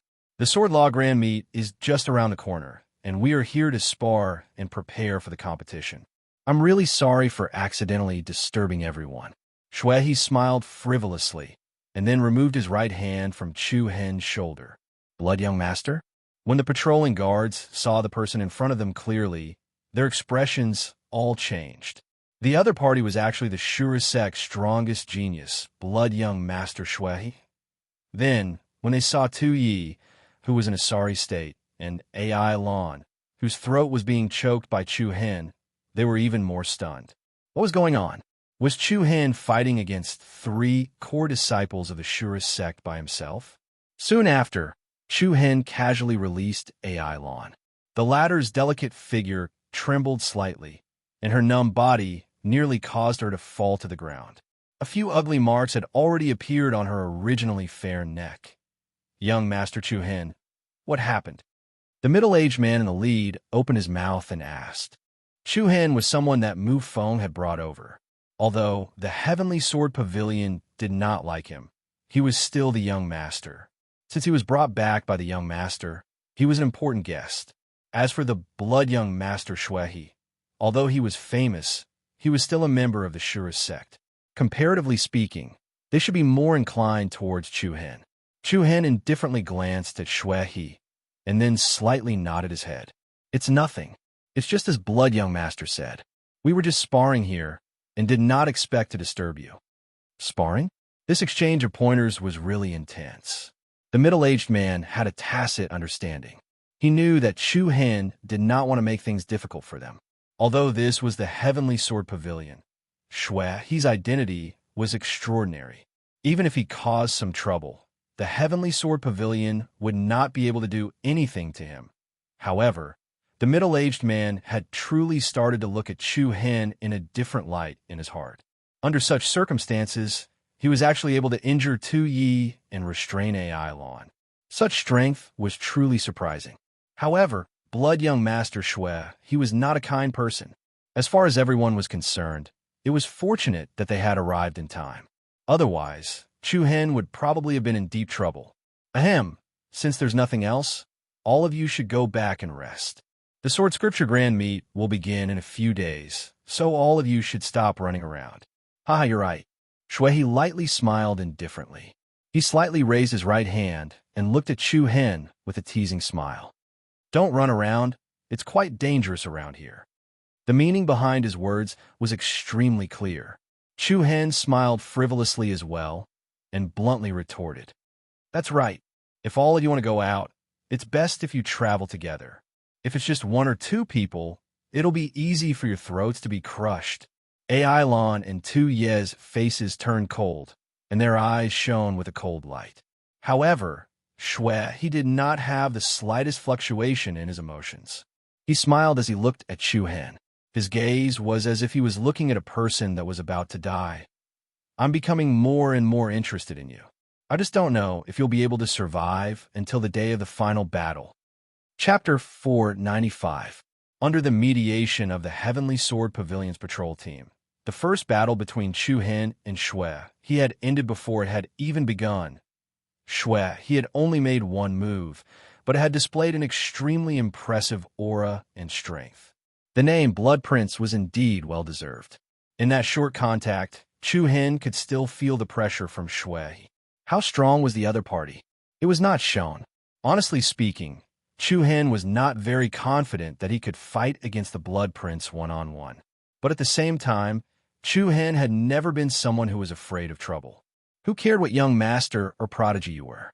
Once you crossed his bottom line, he would not hesitate to make a move. When Chu Hen returned to the frightening Sword Peak, it was already deep into the night. The huge mountain range was quiet, and a few patrolling sword servants could be seen in the distance. The frightening Sword Peak was the main peak of the Heavenly Sword Pavilion, and the people who lived here were basically the higher-ups of the pavilion. As for the many geniuses and experts of the various sects, they were all assigned to live on other peaks. If not for Mu Feng's personal arrangements, Chu Hen and Luo Mengchong would not have been able to live on the frightening Sword Peak. In the dead of the night, the bright moon hung high in the sky. The sky was filled with stars that decorated the vast starry sky. Chu Hen flew down and landed on the square of the frightening Sword Peak. There were many magnificent buildings in the vast square, and the most eye-catching one was the Sword Ancestor statue in front of the 100-Zhong Pavilion on the north side of the square. The founder of the Heavenly Sword Pavilion, the first pavilion master. Even though it had been thousands of years, this statue still gave off a solemn and sacred aura that could not be violated. Chu Hen walked in front of the Sword Ancestor statue and involuntarily stopped in his tracks. He did not know why, but he seemed to unconsciously come to the side of the statue. This statue seemed to have a special magical power that attracted Chu Hen. As for where it was, what was the reason? He could not tell. This is really strange. Chu Hen muttered to himself, his eyes faintly revealing some confusion. On the first day, he came to the Heavenly Sword Pavilion with Mu Feng. When Chu Hen passed by the Sword Ancestor statue, he vaguely felt a strange energy fluctuation. That energy seemed to have mobilized the power of the bloodline boundary in Chu Hen's body. Was it coincidence? Or was it an illusion? Chu Hen raised his head and looked at the sculpture in front of him. In the dim moonlight, this sculpture emitted a hazy and mysterious aura. The Sword Ancestor's face was sharp and angular, and he looked heroic and extraordinary. But no matter how Chu Hen observed it, it seemed to be an ordinary sculpture. Other than its grandeur, there was nothing special about it. Forget, that day, I was probably an ancestor. Sword. And Chu Ancestor Sword Ancestor Spirit, then he prepared to leave. However, In the instant that he was about to shift his gaze away, something that caused Chu Hen to feel a chill run down his spine happened. He suddenly found that the statue was staring at him. What? Chu Hen frowned, closed his eyes, and opened them again. Sure enough, the statue's eyes were indeed staring at him. The sword ancestor's eyes were clearly looking at the sky in front of him. Chu Hen remembered it very clearly. What is going on now? The eyes of the sword ancestor statue had an inexplicable attraction, which made it difficult for Chu Hen to look away. The more he looked at it, the more confused Chu Hen became. Boom! Suddenly, a strange dark red splendor suddenly burst out from the eyes of the sword ancestor sculpture. The other party's eyes seemed to have become a vast and boundless ocean, and also like the boundless sky of the star domain. An extremely strong traction firmly pulled Chu Hen's consciousness and fused it with it. The sky and earth were spinning, and the stars were moving. What appeared in front of Chu Hen was a bloody world. The sky was dark, and the sky was dyed with blood. The earth was covered with mountains and rivers, and corpses were everywhere. In the distance, the flames of war and the smoke of war could be seen everywhere. The air was filled with an endless amount of ferocious demonic energy. In front of Chu Hen stood a huge figure, more than 1,000 feet tall. This figure was exactly the same as the sword ancestor statue in the Heavenly Sword Pavilion. The statue is alive. Chu Hen became more and more shocked and confused. In front of this huge figure, how small was Chu Hen? Endless fiendish demonic chi enveloped the world. This figure stood proudly under the blue dome of heaven, just like an ancient fiendish demon. At this moment, the figure looked at Chu Hen. Looking down at the common people, when their eyes met, Chu Hen's eyes suddenly turned a strange red. The next moment, the blood in Chu Hen's body seemed to be ignited, and a strong hatred and killing intent filled his heart. Kill. All sorts of uncontrollable hatred surged in Chu Hen's heart. The scene of him being set up by Wei Qing Fan in the Sacred Star Empire, and having his cultivation crippled and the tendons in his arms and legs severed suddenly appeared in his mind. Then, the scene of him being rejected by 30 prefectures in the capital and suffering all sorts of setbacks. Then, the scene of Long Zhan dying to save him immediately filled his mind. Hatred and killing intent continued to rise and stack. Chu Hen's eyes were blood red, and the flames of his anger began to rise violently. The sacred winged heavenly flame sparrow hiding in Chu Hen's body could not help but let out a cry of surprise. It muttered to itself, "Has an inner demon appeared? That shouldn't be. Could it be? Buzz, buzz." Suddenly, a dense black light surged out of Chu Hen's body uncontrollably. The power of the chaotic body began to circulate and release on its own. Immediately after, the hatred and anger flowing in Chu Hen's blood was immediately suppressed. The continuously rising killing intent also disappeared without a trace in an instant. On the square of the frightening sword peak, the blood-red light in Chu Hen's eyes quickly faded. Then he was startled and his consciousness flashed. He immediately felt as if he had just woken up from a dream and walked out of an illusion. What happened to me just now?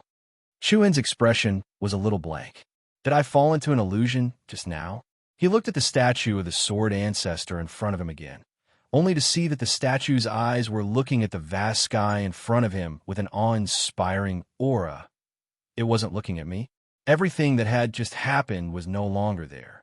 At this moment, a wide and gentle palm gently patted Chu Hen's shoulder. "Little brother, are you all right?" Chu Hen was shocked. He turned his head sideways and saw a middle-aged man in his 40s standing in front of him. The man wore a gorgeous robe and had an extraordinary bearing.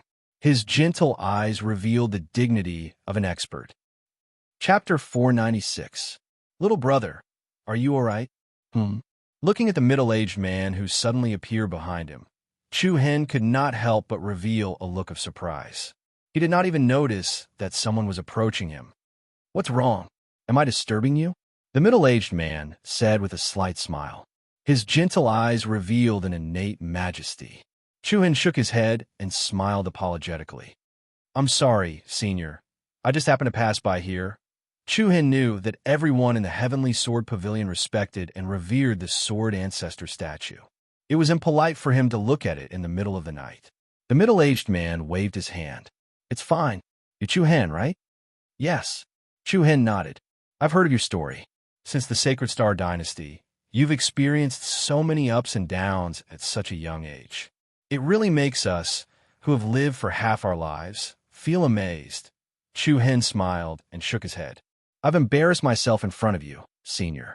May I ask which elder the Sword Pavilion you are? The man smiled. I'm just a rank 1 idler. I happened to come here and saw that you didn't move at the bottom of the Sword Ancestor statue. So, I'm a little curious. Then, the man turned his gaze to the statue and changed the topic. Little brother, did you encounter something just now? A trace of confusion flashed in Chuhin's eyes. He replied blankly, I don't know. It seems that this statue contains a special power. Oh, what power? I can't tell.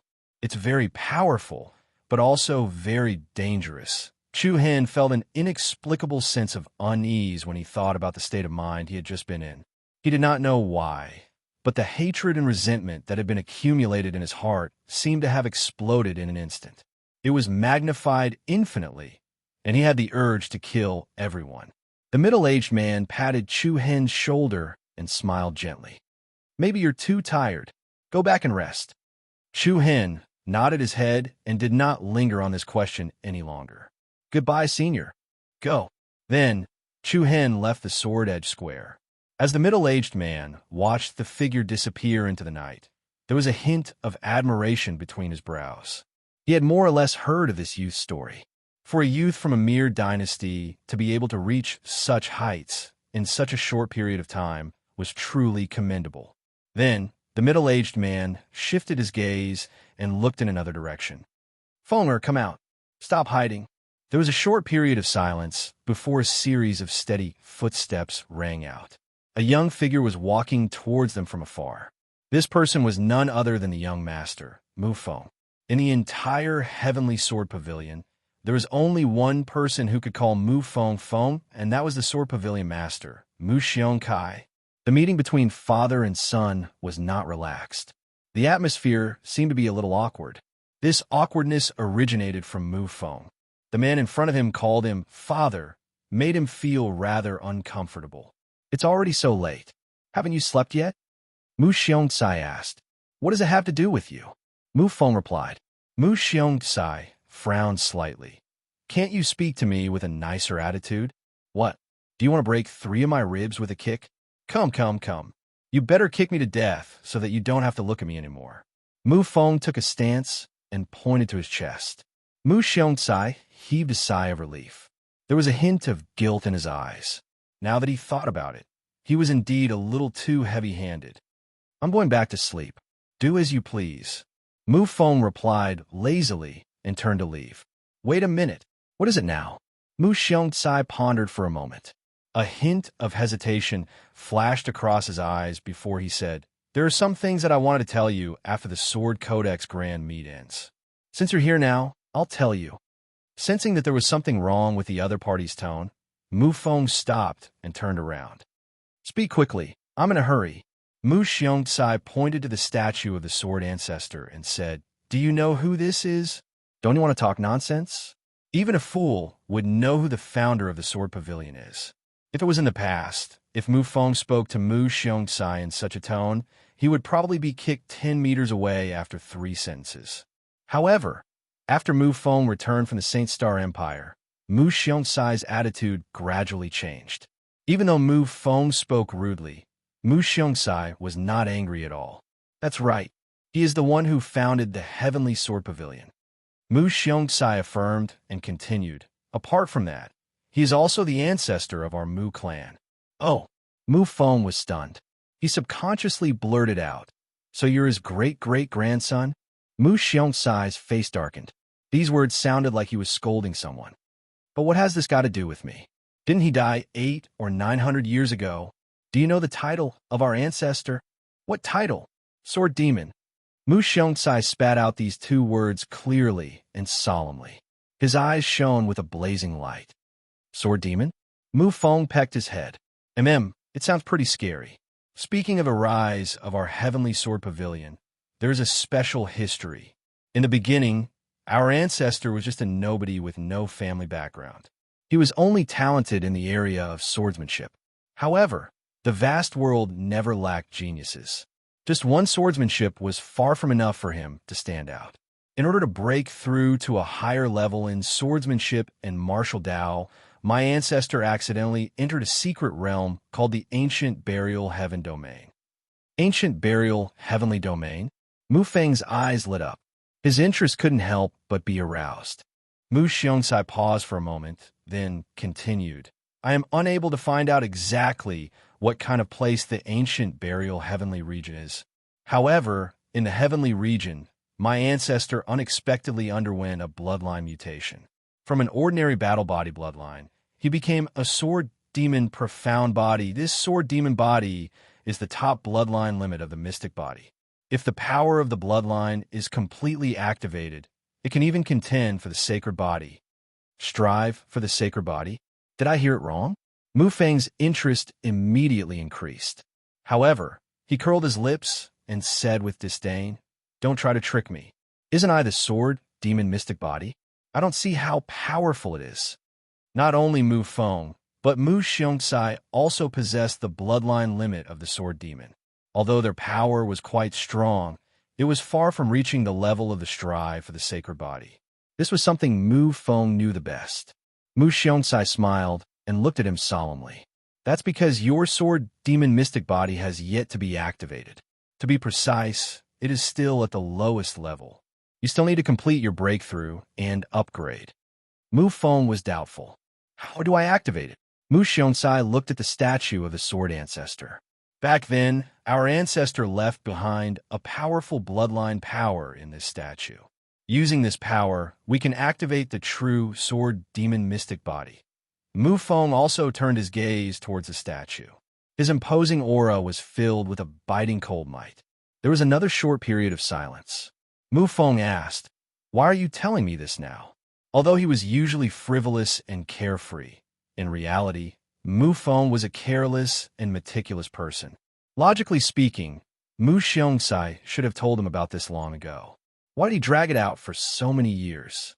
After a moment of silence, Mu Xiongcai seemed to be hesitating. Then, he looked back at Mu Feng and said, I hope that you can take over the position of Sword Pavilion Master. What? As soon as these words came out, Mu Feng's pupils couldn't help but shrink. His face was filled with disbelief. He really didn't expect that Mu Xiongcai would actually let him take over the position of Sword Pavilion Master. In the eyes of the other party, wasn't he a straw bag? This was too unexpected. Could it be that the other party found his conscience and wanted to make it up to him? Very quickly, Mu Feng rejected this idea. He understood Mu Xiongcai's character very well. The other party saw the Heavenly Sword Pavilion as more important than anyone else. He would definitely not hand over the huge foundation of the sect to this straw bag son to manage. Chapter 497. What exactly is your motive? Mu Feng stared at Mu Xiongcai's extraordinary face with a profound look in his eyes. Based on his son's deep understanding of his father, Mu Feng knew that Mu Xiongcai would not suddenly make such a decision. With Mu Xiongcai's personality, he would only make such a decision after careful consideration. I only have one goal, and that is for you to inherit my mantle and become the new master of the Heavenly Sword Pavilion. Mu Xiongcai repeated his previous words, and his tone became even more resolute. Why? Because you are the most suitable candidate. Hey, it can't be because I'm your son, right? Then what about Jian Aonan? He is your direct disciple. The number one of the 7 absolute prodigies, the Sword Absolute. I'm afraid the entire Heavenly Sword Pavilion thinks that he is the next Pavilion Master. Do you think that the position of Pavilion Master can only be inherited by someone with the surname Mu? Mu Feng sneered. Mu Xiongcai shook his head and said, Aonan's bloodline is not suitable for cultivating the Great Pagoda demon slaying technique. and it is difficult for him to control the power of the pagoda sword. So, only you can complete it. The pagoda sword was the treasure of the heavenly sword pavilion, and it was a sage-level demon sword. As for the great pagoda demon slaying technique, Mu Feng did not know much about it. Seeing the confusion in Mu Feng's eyes, Mu Xiong immediately explained, back then, when the ancestor was in the ancient burial heaven domain, the bloodline boundary underwent an acquired mutation, and after achieving the sword demon profound body, he also obtained the sword of the Buddha and the great pagoda devil art. Relying on these three fortunes, the ancestor's cultivation increased day by day, and with a single sword strike, he defeated all the experts in the region and created the heavenly sword pavilion. So that's how it is. Mu Feng was surprised. Hey, I thought that Jianaonan was your illegitimate son, so he's still your godson. Mu Xiongcai was both angry and amused. Compared to him, you're just more suitable. Which one is more powerful, the great pagoda demon slaughtering mantra or the heaven-shocking demon sword? The two cannot be compared at all. Until now, I am the only one in the entire heavenly sword pavilion who has learned the great pagoda demon slaying mantra, and I have decided to pass this holy scripture to you. Wait, I haven't agreed to it yet. Mu Feng quickly stopped and solemnly said, I won't be the pavilion master, and I don't want to manage this sect. To be honest, I hate everyone here, including you. My father. It had to be said that these words were very hurtful. After saying this, Mu Feng felt a little regretful. He sniffed and turned to leave. I'll be leaving first. As for who to choose as the next pavilion master, you can take your time to choose. Anyway, you're only in your 40s. With your cultivation, living for 200 to 300 years shouldn't be a problem. There's bound to be a suitable candidate. There's no time. A few unusually heavy words came from behind him. Mu Feng's footsteps involuntarily paused, and he slightly leaned to the side. What do you mean? When I was cultivating the last level of the great pagoda demon slaughtering art, I made a mistake. Mu Feng's heart couldn't help but tremble. He turned his head. The man in front of him was both unfamiliar and exceptionally familiar. No matter what the situation was, this was an extraordinary and domineering man with an imposing appearance. At this moment, Mu Feng clearly saw a trace of a different kind of fragility in the depths of the other party's eyes. This kind of fragility was something that Mu Feng had never seen before. There was really an unknown change in Mu Xiongcai's body. A mistake? Mu Feng's eyes narrowed slightly, and he said in a low voice, Will I die? Mu Xiongcai's expression was very calm, as if he had already seen through it. He answered, Temporarily not, which means there's still hope. Maybe, since there's hope, why are you in such a hurry to pass the position of pavilion master to me? Just in case. The conversation between the father and son sounded calm and emotionless. Why would there be a mistake? Mu Feng still asked calmly, but his eyes were fixed on the other party. Because the sword demon Xian body is an acquired mutated bloodline. Compared to the innately awakened bloodline, it is more difficult to control, and once the sword demon Xian body is activated, the bloodline power will greatly increase, and the original evil aura will form a strange riot. That kind of power can easily awaken the heart demon. Mu Xiongcai explained. A cold light flashed in Mu Feng's eyes. In other words, the sword demon Xian body is originally an evil bloodline. Although the power is strong, it is difficult to control normally. In addition, the so-called Great Pagoda demon slaughtering art will increase the power of the bloodline, so the further it goes, the harder it will be to control, right? You can understand it that way, but I can guide you. That's enough, Mu Xiongcai. Mu Feng reprimanded the other party sternly. His eyes were suffused with red light, and he looked straight at the other party with hatred. It seems that I shouldn't have any expectations of you. I thought that your attitude towards me had changed these days because you were finally willing to accept me. It turns out that this is your goal. Mu Feng's emotions became more and more unstable. His whole body was trembling, and there seemed to be tears flashing in his eyes.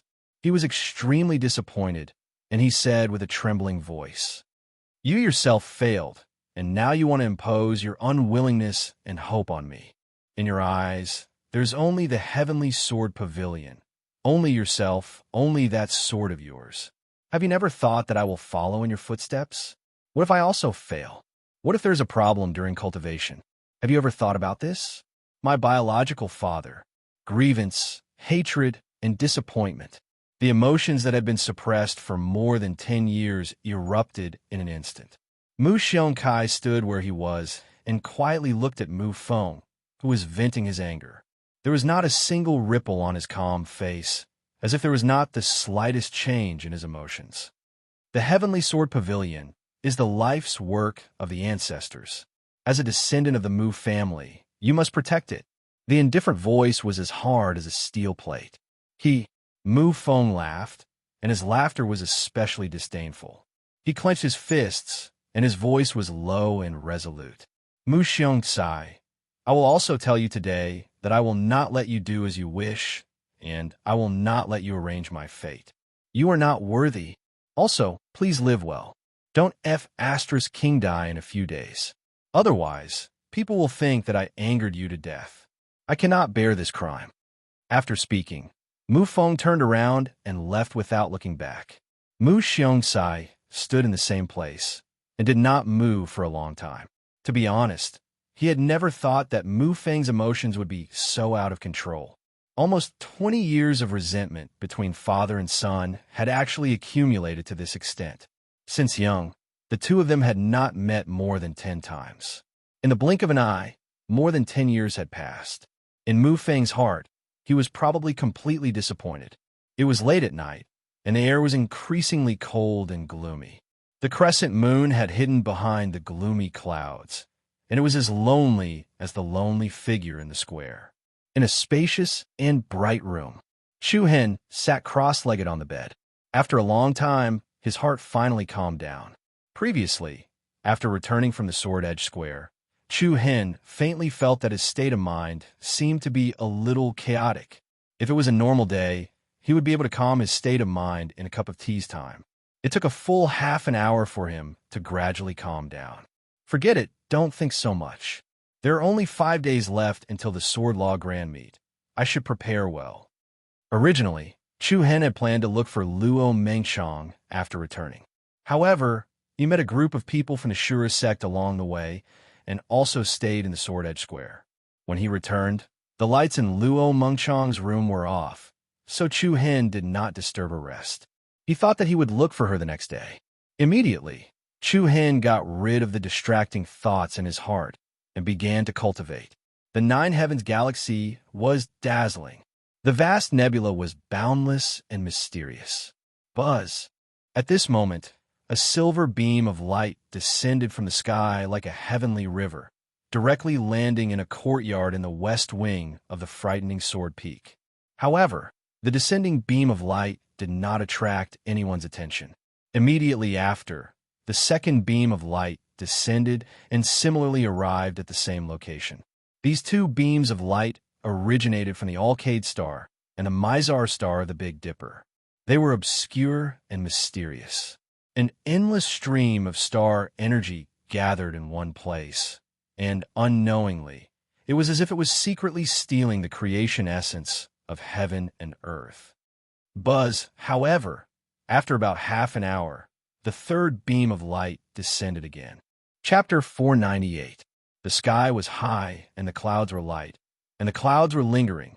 In the morning, Chu Hen slowly opened his eyes, and his bright eyes flashed with a star-like silver light. The power of the stars lingering outside his body quickly converged into his body, and a particularly abundant and stable power filled his whole body. The third level Alioth chapter is indeed much stronger than the first 2 levels. Last night, Chu Hen had already begun to cultivate the third level of the 7-star scripture. The Alioth chapter's cultivation method needed to reach the 4th level of the void-piercing realm to be able to cultivate. The next level was the standard of the 7th level of the void-piercing realm. As for the last 3 levels, it required the cultivation of the earth profound realm to be able to start cultivating. At this moment, Chu Hen could not help but think of the old guy in the Sacred Star Dynasty. For decades, the other party had been hiding in the palace to cultivate this 7-star scripture, and he did not know to what level he had cultivated. I'm afraid that the old guy should have cultivated to the 4th level, Chu Hen said to himself.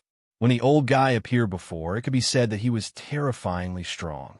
Judging by the momentum that the other party showed, the strength of the other party had most likely reached the peak of the 9th level of the void-piercing realm and was not far from the earth-profound realm for the current Chu Hen. The 9th level of the void-piercing realm was still an unchallengeable height. If he wanted to complete his revenge, it would take a lot of time. But no matter what, the blood oath that he had made at the beginning must be fulfilled, and the blood feud of Long Zhan must be avenged. Sacred Star Dynasty. Chu Hen will definitely return. Chu Hen clenched his fists, and his eyes flashed with determination. A touch of hatred and murderous intent was quietly released from his heart. At this moment, there was a slight knock on the door. Chu Hen, are you back? Meng Chong. Chu Hen's heart brightened, and the negative emotions in his heart instantly dissipated. He quickly got out of bed, took 2 steps to the door, and opened it. Yes, I'm back. Looking at the beautiful and refined figure in front of him, Chu Hen's mood improved in an instant.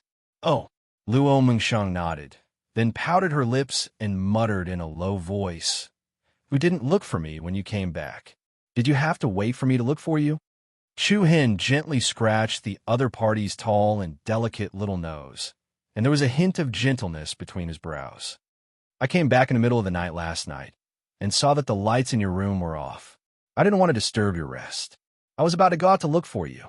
Then you came over. Really? Luo Mengchang's beautiful eyes squinted at him with a hint of playfulness. Of course it's real. All right, I forgive you. Also, thank you for the handkerchief. Chu Hen took out a silk scarf from his arms as if he was performing a magic trick. Luo Mengchang smiled when she saw it and took it from him. However, Chu Hen turned his arm and took back the scarf. This is mine. It's obviously mine. Give it back to me, Luo Mengshang said. What? Didn't you give it to me? Chu Hen smiled. Luo Mengshang did not say anything.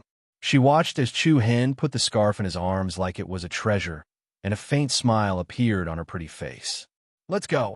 After Chu Hen kept the scarf, he said, I'll accompany you around for the next few days. You're not cultivating anymore? Luo Mengshang was a little surprised. There were only a few days left before the Sword Code Grand Meet. With Chu Hen's personality, he should be making the most of his time to improve his strength. Chu Hen shook his head. My wife is more important. Who's your wife? Shameless. Luo Mengshang's cheeks were slightly red, and her eyes were like ripples as she replied with some dissatisfaction. Although she was not happy with it, there was a hint of sweetness and happiness in her heart. It's only a matter of time. Let's go. Let's go watch the sunrise. What time is it now? Whose sun is so lazy? It's only coming out now. It doesn't matter. If we can't see the sunrise, we'll just watch the sunset. If we can't see the sunset, we'll just watch the stars and the moon. Whatever you want to see, I'll accompany you. What a glib tongue. I wonder where you learned such nonsense to deceive young ladies. I won't lie to you. Chu Hen casually held Luo Mengshang's soft and slender hand and led her outside. Luo Mengshang allowed him to hold her hand and did not resist at all. It was rare for Chu Hen to relax. Coupled with Luo Mengshang's company, his mood was exceptionally carefree. What happened last night was thrown to the back of their minds. The two of them played around at various famous scenic spots in the Heavenly Sword Pavilion. Today, Luo Mengshang was wearing a white floral dress. She had a refined temperament and was extremely beautiful. Her beautiful long hair was tied up with a green ribbon at the back of her head. She was light and agile, and wherever she went, she would be the center of attention. With the Sword Code Grand Meet around the corner, countless geniuses and celebrities from the outside world had gathered in the Heavenly Sword Pavilion. Many people were gathered at almost every scenic spot in the mountain range, and the combination of Chu Hen and Luo Mengshang was especially eye-catching. But when they saw Luo Mengshang holding Chu Hen's arm intimately, many young men felt envious and jealous. Sword washing platform. This was a place that many disciples of the Heavenly Sword Pavilion preferred to practice their swordsmanship. The sword platform was built on top of a mountain peak. On the southeast side were huge mountain peaks, while on the northwest side were valleys. In front of them, a waterfall flowed down like a silver spring, and spirit cranes spread their wings and soared in the sky. And on the sword platform, more than 100 disciples of the Heavenly Sword Pavilion were sitting. These disciples were all surrounded by vigorous sword energy. Everyone sat on the same spot without moving, as still as a rock. As they breathed in and out, they used their chi to control the sword energy. The majestic sword energy was like a waterfall that gathered in the sky above the 100 disciples of the Heavenly Sword Pavilion. The sword energy revolved in an orderly manner, and every aura was especially steady. There was no conflict between the sword energy, and it was really admirable. The Heavenly Sword Pavilion is indeed worthy of being called the Holy Land of Swordsmanship. This level of control over sword energy is really skilled. It would be fine if there were only a dozen or so people, but more than 100 of them used their chi to control the sword energy at the same time, and they could still do it so steadily. This is really an eye-opener. This year's Sword Code Grand Meet will definitely be a fierce battle, and it will definitely be more exciting than the previous years. I think so too. The 7 absolute prodigies are all here, right? Not all. Blade Absolute Langley was killed. Yes, I also heard that he was killed by a newcomer from the Thousand Cranes sect. But then I heard that the newcomer has left the Thousand Cranes sect. Compared to the 7 absolute prodigies, I'm afraid the people are more looking forward to the 4 great young masters. You're right. I heard that Azura Sect's young Master Shui and Thousand Cranes Sect's young Master Yuan have already arrived. The Otherworldly Spirit Sect's young Master, Chui Chi, is also on his way. As for Moon Inn City's young Master Jade, Song Yu Jie, it seems like he has no intention of participating in the Sword Code Grand Meet. Oh, young Master Jade is not participating? Why? I heard that he's in seclusion. That's a pity. In terms of the overall strength of the province, young Master Jade is the strongest of the 4 great young masters. It's really a pity that he's not here. However, being able to witness the demeanor of the other 3 young masters makes this trip worth it. The speaker did not mean anything, but the listener did. Chu Hen, who was standing next to Luo Mengchong, was secretly amazed. This Sword Code Grand Meet was really a gathering of geniuses. Once every 5 years, there were many geniuses rising in the province. Hey. Chu Hen, you guys are here? You've been looking for me for a long time. At this moment, Mu Feng hurriedly ran over and flicked the sweat off his forehead. His eyes were filled with disdain. Yo, looks like you're not bad. You've inherited my skills. Chu Hen smiled, unhappily rolled his eyes at the other party, and said, What are you doing here? Don't you know you're disturbing us? Humph. Do you think I came here willingly? Someone's looking for you. Mu Feng pouted unhappily. Oh, who's looking for me? Just as he finished speaking, a beautiful figure with long purple hair walked out from behind Mu Feng. She had an absolutely beautiful appearance and a refined temperament. She was not one bit inferior to Luo Mengshang, who was beside Chu Hen. Chapter 499. Instructor, looking at the beautiful purple-haired figure behind Mu Feng, Chu Hen's eyes could not help but light up, and his face revealed a pleasantly surprised expression. It was none other than the Thousand Cranes Sect's beauty Shilon. Mu Feng stretched out his hand and punched Chu Hen, and then he shook his head and sighed. I was wondering why you just had a run to the Thousand Cranes Sect. As it turns out, you went there because of Instructor Shilon. After that, Shilon walked over to them. Just as she was about to speak, she was slightly startled. She saw that Luo Mengchong was currently holding on to Chu Hen's arm, looking extremely intimate. Both of you? Oh. Chu Hen recovered from his shock and said with a smile, Instructor, you know her. She's Mengchong from Imperial Martial Academy. Luo Mengchong gently let go of Chu Hen's arm and greeted him politely. Hello, big sister Shilon. In the past, Luo Mengchong had addressed her direct instructor, Hong Lian, as big sister. Therefore, she naturally addressed Shilon as big sister.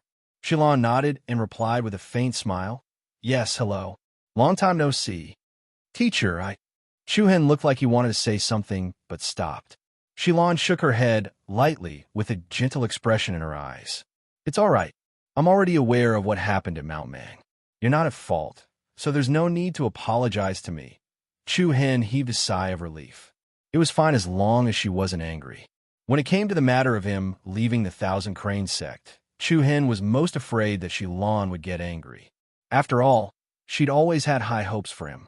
At that time, Chu Hen had left in a fit of rage because he had a grudge with Ko Tion. On the surface, Chu Hen did not do anything wrong. However, in terms of affection, he would more or less let Shilan down. I still have to thank you for killing Langley for me. Teacher, don't say that. Your business is my business, Chu Hen said solemnly. Shilan's beautiful eyes rippled, and her beautiful face softened. At the same time, there was a hint of hesitation in her eyes. Chu Hen nodded slightly and asked tentatively, What do you want to say? Shilan hesitated for a moment before she said, The sect master summoned me before I came to the Heavenly Sword Pavilion. He told me to try my best to persuade you to return to the Thousand Crane sect. As soon as he said this, Mu Feng and Luo Mingshang both looked at Chu Hen.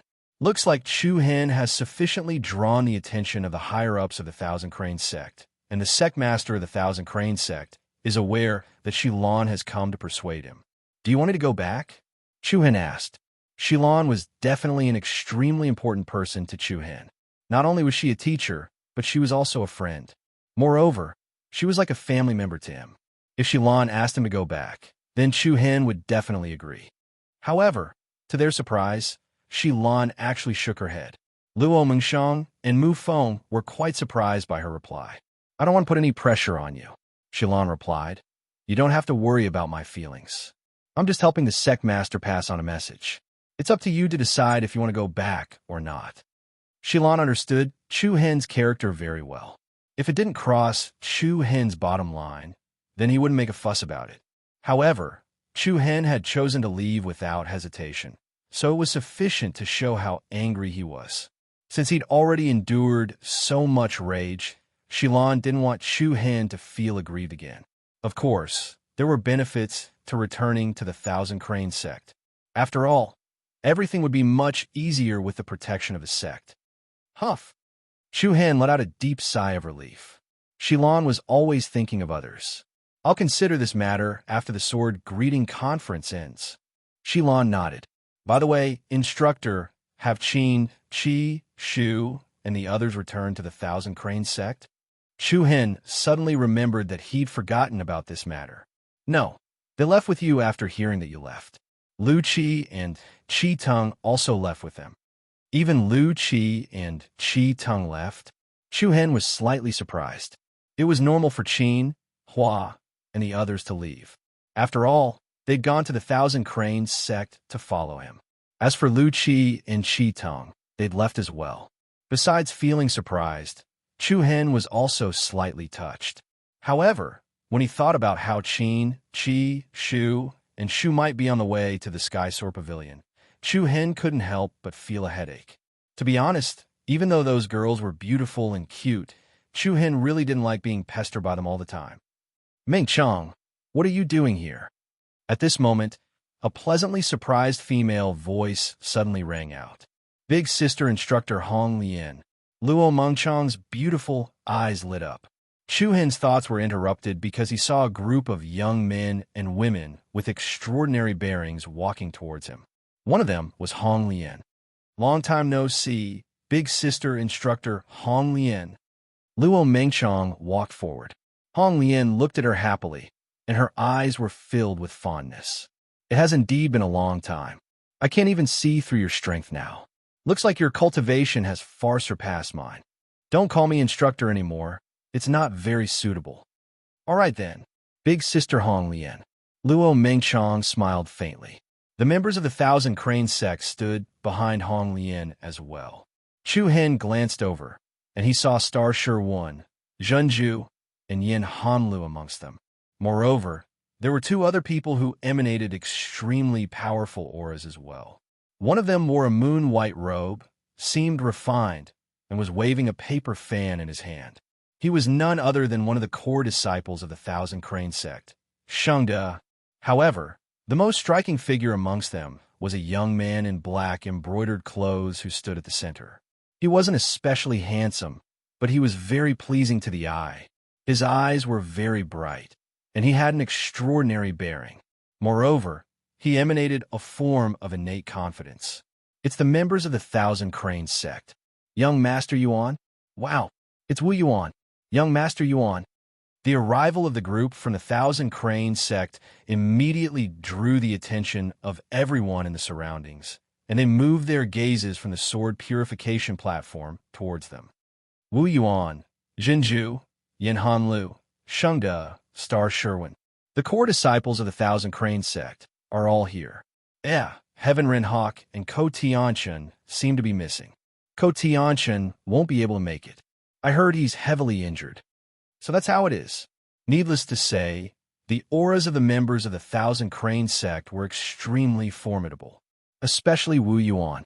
As one of the 4 great young masters of the prefecture, he was like a dazzling star no matter where he went. Zhenju, Yanhan Lu, gazed at Chu Hen who stood before him, and he chuckled lightly like a silver bell. Junior brother Chu Hen, you're not bad, are you? It's all thanks to you that Ko Tianchen is still lying in bed.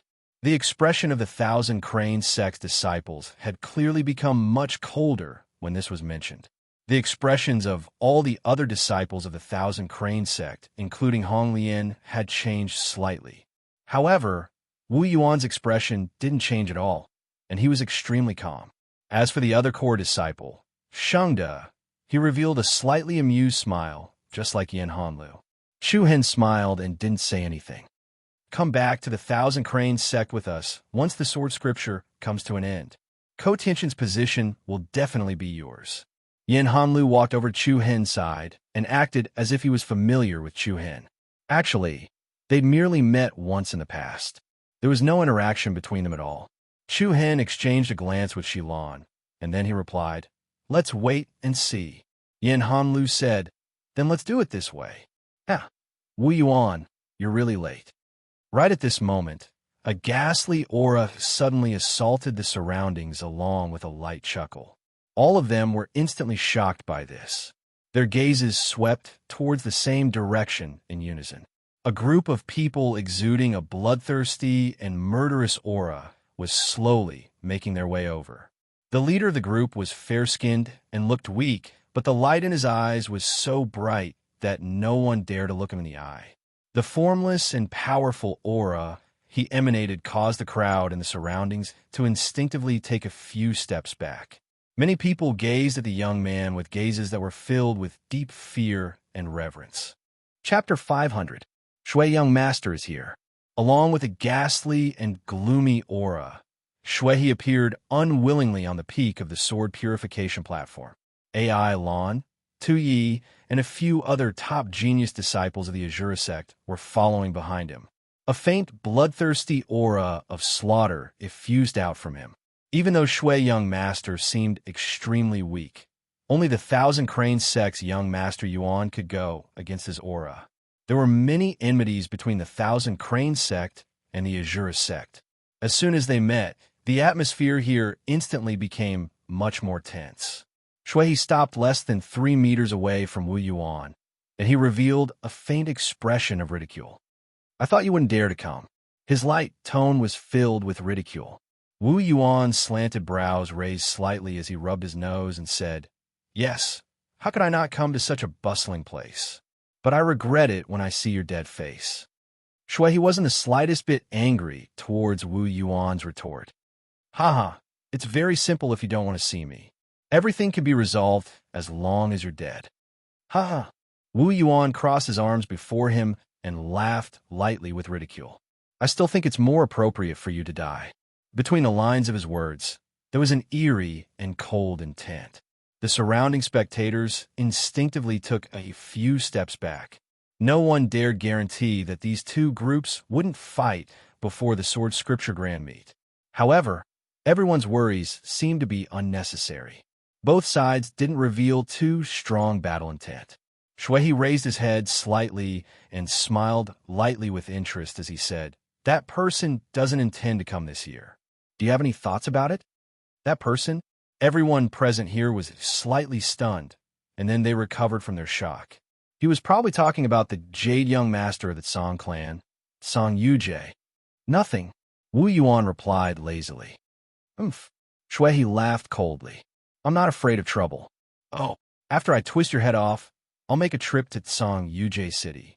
Traces of a cold light appeared in Shuehi's eyes, and the space between his brows revealed dense confidence. Wu Yuan raised his hand slightly and revealed an indifferent expression. That's a pretty good idea. I don't think you can beat Song Yujie. I wonder if you'll get beaten up if you speak the truth. Haha, that's what you think. I think that Song Yujie doesn't have the guts to enter the Heavenly Sword Pavilion. Oh, in that case, let's wait and see. Although the 100 Kingdoms continent's 4 great young masters did not have an exact ranking, it was rumored that Song Yujie was the leader of the 4 great young masters based on the overall ability index. As the #1 genius of the Azura sect, the blood young master Shui, he was naturally unwilling to be placed behind Song Yuanjia. Initially, he had wanted to improve the ranking of the 4 great young masters in the upcoming Sword Code Grand Meet. However, he did not expect Song Yujie to go into seclusion. Therefore, Shuehi planned to wait until the grand meeting was over before he personally went to the Moon Inn City to challenge young Master Yu. Suddenly, another wave of powerful aura faintly shook the confrontation between the two sides. Everyone's heart skipped a beat as they looked over. On a heaven stairway, heavenly bridge to the south of the sword cleansing platform, a team with an amazing momentum was heading toward another peak as if nothing had happened. This team did not gather because of the 2 top geniuses, the Blood Young Master and the Blood Young Master. They were like passers-by, walking past on their own. Just as they were about to cross the bridge, a few young men and women in the lead turned their heads slightly to look at the team from the Azura sect and the Thousand Cranes sect. Their eyes were calm and indifferent, and they did not show much emotion. A transcendent aura swept over, and this aura attracted the attention of countless people. It's the team from Taishao City. A cry of surprise came from the crowd. They're finally here. I heard that a few outstanding geniuses have appeared in Taishao City in recent years. Mu Yifeng, Mu Hongzhou. They are all extremely talented, especially Mu Yifeng. It is said that he has already reached the 5th rank of the Void-Piercing Realm. He is also a strong contender for first place in this grand meet. In recent years, Taishao City has been rising day by day. I believe it won't be long before they can stand shoulder to shoulder with first-rate forces. Yes, Taishao City has this potential. Everyone lowered their heads and whispered to each other. Taishao City? A look of astonishment appeared on Chu Hen's face. He asked Shilan beside him in a low voice, "Teacher, why haven't I heard of this organization before?" Shilan smiled. "You've only been out of the Sacred Star Empire for a short time, so it's not surprising that you haven't heard of some forces. All right, the ruler of Taishao City is the Mu clan. This clan is a new force in the province. It has great potential for development, but its only shortcoming is that it doesn't have enough resources. Compared to those first-rate sects, there's still a gap.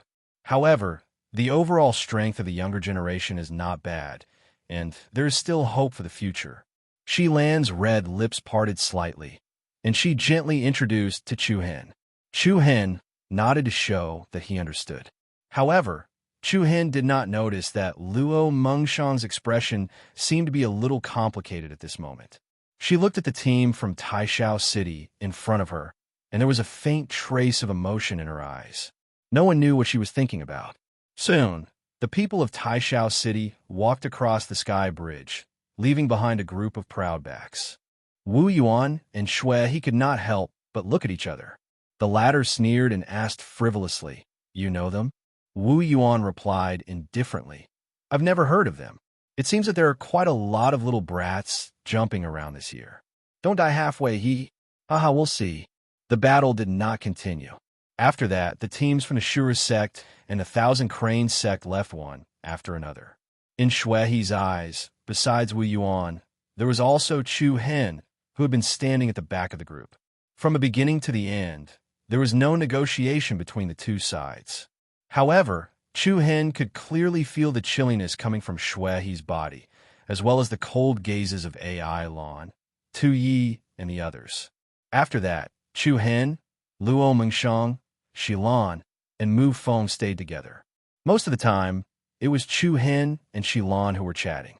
Luo Mengshang did not seem to be in a good mood. As for Mu Feng, he seemed to be preoccupied and would be distracted from time to time. He was not as lively as he used to be. He learned from Shilan that the grudge between her and Red Lotus had been resolved.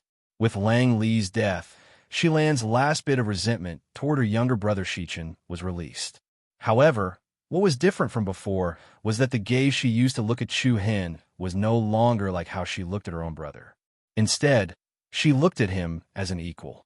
However, from time to time, there would be a hint of gentleness that even Shilan did not notice in her eyes. It was almost evening. Chu Hen and Luo Mengshang returned to their residence. Before they parted, Chu Hen put his hand on her shoulder and asked with concern, "What's wrong? You look absent-minded." "I'm not."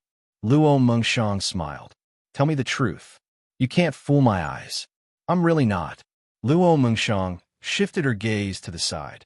Chu Hen exerted some strength in his arms and pulled her into his arms, gently hugging her back. Luo Mengshang obediently leaned her head on Chu Hen's shoulder and curled up in his arms like a cute and obedient kitten. "She was fine when we went out in the morning. What made my wife unhappy? I'll help you vent your anger," Chu Hen said softly, as if he was caring for his beloved. Luo Mengshang buried her head in Chu Hen's arms and muttered in dissatisfaction, "Who's your wife? If you continue to ruin my reputation, I won't be able to get married. It's better if you can't get married. Then you can only follow me." "You're so naughty." Luo Mengshang clenched her small fists and lightly hammered Chu Hen's shoulders. All right, I surrender." Chu Hen smiled and held her shoulders again. He looked at her with a gentle gaze and said, "No matter what happens, I'll stand by your side." Luo Mengshang's beautiful eyes moved slightly, and the inexplicable gloominess on her face gradually disappeared. "I know it's really nothing. Don't worry." A bright and moving smile appeared in front of Chu Hen again. After that, Chu Hen did not think too much about it. After agreeing to go to daybreak to watch the sunrise the next day, they both returned to their respective rooms. When he returned to his room, Chu Hen adjusted his condition. He first condensed the runes on the 20 copper plates and recorded them in detail according to their attributes. Then, he continued to practice the Alioth chapter of the 7-star scripture. The top geniuses from the major factions of the 100 Nations continent arrived at the Heavenly Sword Pavilion one after another. The scale of the Sword Codex Grand Meet exceeded Chu Hen's expectations. Young Master Yuan and Young Master Shui had already arrived, and Young Master Yi Chi was already on his way. Mu Yifeng from Taishao City had also attracted everyone's attention. Facing so many top geniuses from various factions, Chu Hen did not dare to underestimate them in the slightest. In the next few days, the entire Heavenly Sword Pavilion became more and more lively. Chu Hen spent the day accompanying Luo Mengshang, and at night practicing the 7-star scripture and the rune technique. Various geniuses from various factions gathered here. In the blink of an eye, the day of the Sword Codex Grand Meet had arrived. While everyone was looking forward to it, the Heavenly Sword Pavilion had set off an exciting moment. Boom! The thunderous sound of cannon salutes reverberated in all directions from the various peaks of the Heavenly Sword Pavilion. The 10 peaks were used as the venue for the preliminary round of the Sword Codex Grand Meet. More than 10,000 geniuses participated in the competition on the platform. Wind and clouds gathering from all directions. Like the opening of a new chapter in an epic, the 10 peaks that served as the venue pierced through the clouds like sharp swords piercing through the air. Majestic and imposing, the peaks of the peaks were already filled with a sea of people, bustling with noise and excitement. A battle platform had already been built on each of the peaks. The sky was filled with rainbow-colored petals that danced in the air, and the geniuses were overwhelmed with emotions. Chapter 501. The Sword Cannon Grand Meet was about to begin. Over tens of thousands of geniuses were spread out on the 10 peaks that resembled swords. Their auras shot into the sky, and their hearts surged with excitement. The battle between the geniuses was about to begin. Peak number 6 Arena. Chu Hen stood on a vast plaza. Numerous young geniuses were gathered around him. In the center of the plaza, there was a grand arena that caused the blood in the bodies of countless people to faintly become restless. The rules of this year's Prefecture Grand Meet were different from previous years. They used the rules of an elimination tournament. Because there were numerous geniuses and famous people from all walks of life participating in the Sword Cannon Grand Meet, the participants were divided into 10 arenas. Chu Han was on peak number 6. He swept his gaze across the surroundings and didn't see anyone he was familiar with. There were a few disciples from the Thousand Cranes sect who were allocated here, but Chu Hen didn't recognize any of them. After that, a few attendants from the Heavenly Sword Pavilion arrived at the arena. One of them, an old man dressed in plain clothes, ascended the arena. The atmosphere instantly became much calmer and quieter. The old man looked around at the crowd, and his powerful voice spread out like a tide. First of all, I welcome all of you who have come to participate in the Sword Cannon Grand Meet of our sect. I won't say anything unnecessary. The rules of the Sword Cannon Grand Meet are as follows. If you win 10 battles in a row on this arena, you will be qualified to enter the final battle. Win 10 battles in a row. Whoosh! An uproar instantly arose from the crowd when these words were spoken. It didn't sound like a big deal, as it was just defeating 10 opponents. But it was absolutely extremely difficult to actually do it. Fighting 10 battles in a row was an extremely huge test to the participants' physical strength. If they encountered 1 or 2 opponents who were evenly matched and had similar levels of cultivation as them, then it would be even more difficult. Listen up, it's 10 battles in a row. Even if you win 9 battles in a row, if you lose the last battle, you will be considered to have been eliminated. The old man from the Heavenly Sword Pavilion added. Most of the people present instantly felt the pressure multiply. This sort of winning streak was simply like trampling on their opponent step by step. But it just so happened that all the geniuses gathered at the Heavenly Sword Pavilion came from different clans and powers. They didn't know much about each other. In this kind of situation where he knew nothing about his opponent, it was very stressful to want to achieve 10 consecutive victories. This was especially true when you had displayed your strength and trump cards after several bitter battles. It was even easier for others to find your weakness and launch a counterattack. However, the rules had already been set. No matter how difficult it was, everyone could only accept it. I solemnly announce that the preliminary round of the Sword Cannon Grand Meet begins now. Begin, boom, bang. The continuous salutes of the cannons ignited a frenzy in the arena. The momentum of the cannons was earth-shattering, and it echoed in all directions. At this moment, the entire Heavenly Sword Pavilion was in an uproar. After finishing his words, the old man immediately left the fighting ring. Swish! Then 2 swift and fierce figures landed on the stage from different directions. One of them was holding a saber, while the other was holding a sword. Their powerful auras were instantly released, causing a series of dull explosions in the air. Who are you, little rascal? Tell me your name. Zhao Qiu, don't kill nameless people. The man holding the saber raised the lightsaber in his hand. A dazzling white light immediately burst out from it, and an invisible wave of air pressed down on the person in front of him. Hua Gang of the Xiaolin sect. If you know what's good for you, it's better for you to join me now. Otherwise, don't blame my sword for being merciless. The young man holding the sword was also not to be outdone. He was young and full of vigor. The sword in his hand was surrounded by a circle of condensed golden sword chi, and a buzzing sound was heard on the stage. Zhao Qiu's eyes turned cold, and he smiled coldly. Then let's see who's the real deal. Do you think I'm afraid of you? In an instant, the two of them engaged in an intense battle. The saber and sword clashed, and a series of sparks burst out on the stage.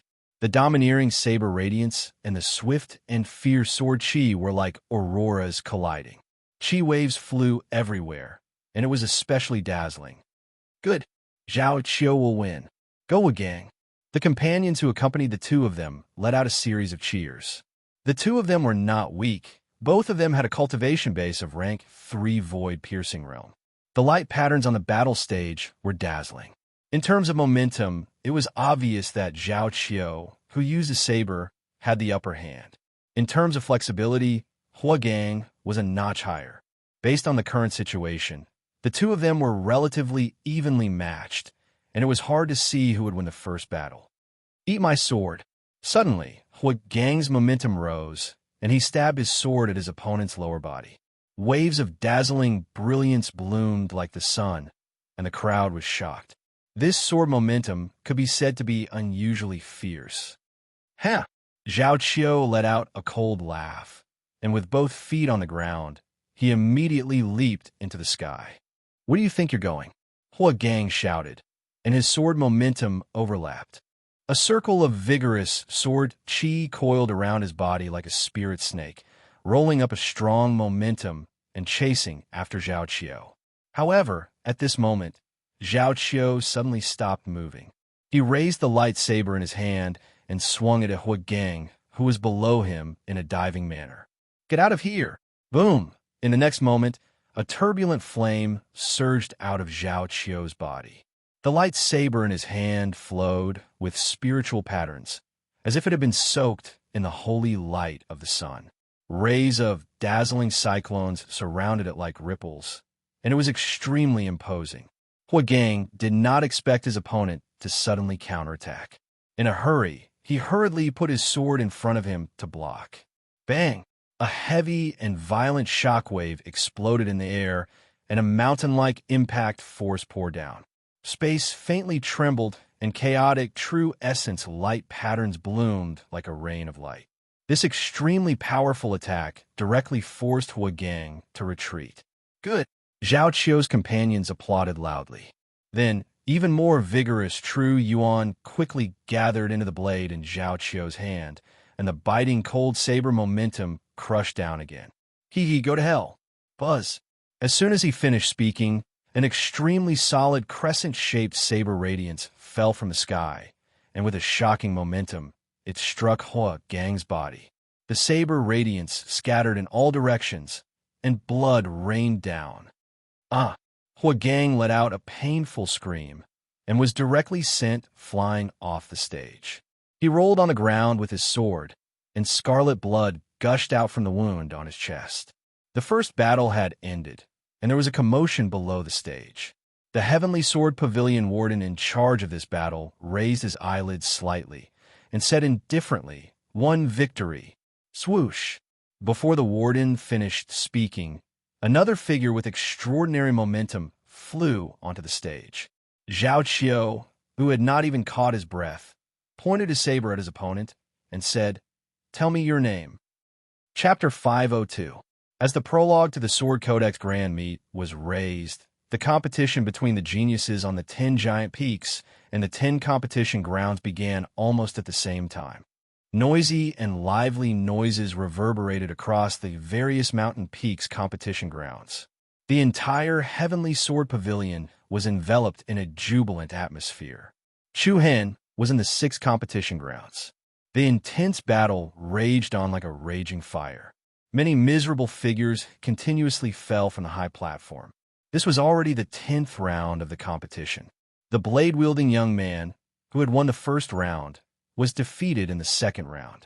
In other words, his opponent's good luck had only brought him the first victory. So far, the person with the highest winning streak had only won 3 rounds and was stopped at the 4th. This caused the numerous geniuses in the audience to become increasingly cautious. They did not dare to rashly step onto the stage. Even some of the slightly famous geniuses in the prefecture region were observing them.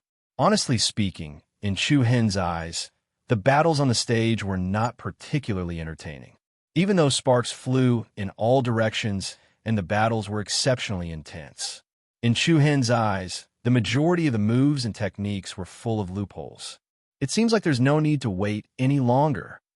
Chu Hen softly muttered as a trace of determination flashed in his eyes. Boom! A deafening explosion suddenly rose on the stage. A cloud of dust and light was swept away. A piercingly cold shockwave caused a series of trembling noises. A blood-covered figure tumbled heavily onto the ground. 3 consecutive victories, tying the previous best record. The Sword Pavilion administrator in charge of this competition indifferently announced. There was a burst of cheers from the audience. Standing on the stage was a burly man who was more than 2 meters tall. He looked disdainfully at the wretched man he had thrown off the stage. You want to participate in the prefecture region's grand meet with this kind of standard? Go back and train for a few more years. What a disgrace. Well said. Hu Jio will definitely win. He will be the first to win 10 consecutive victories. Your momentum is pretty good. Keep it up. The man named Hu Jio was especially proud, but it must be said that he had the right to be proud. Although he had only tied the previous best record, the people who had won 3 matches in a row before him had a more difficult time winning. By the 4th match, they could no longer hold on. However, along the way, Hu Jio's momentum was like a rainbow. He defeated 3 opponents in a row, and all of them were won within a few moves. Now he was still full of energy and emitted a mountain-like aura. Who dares to come up next?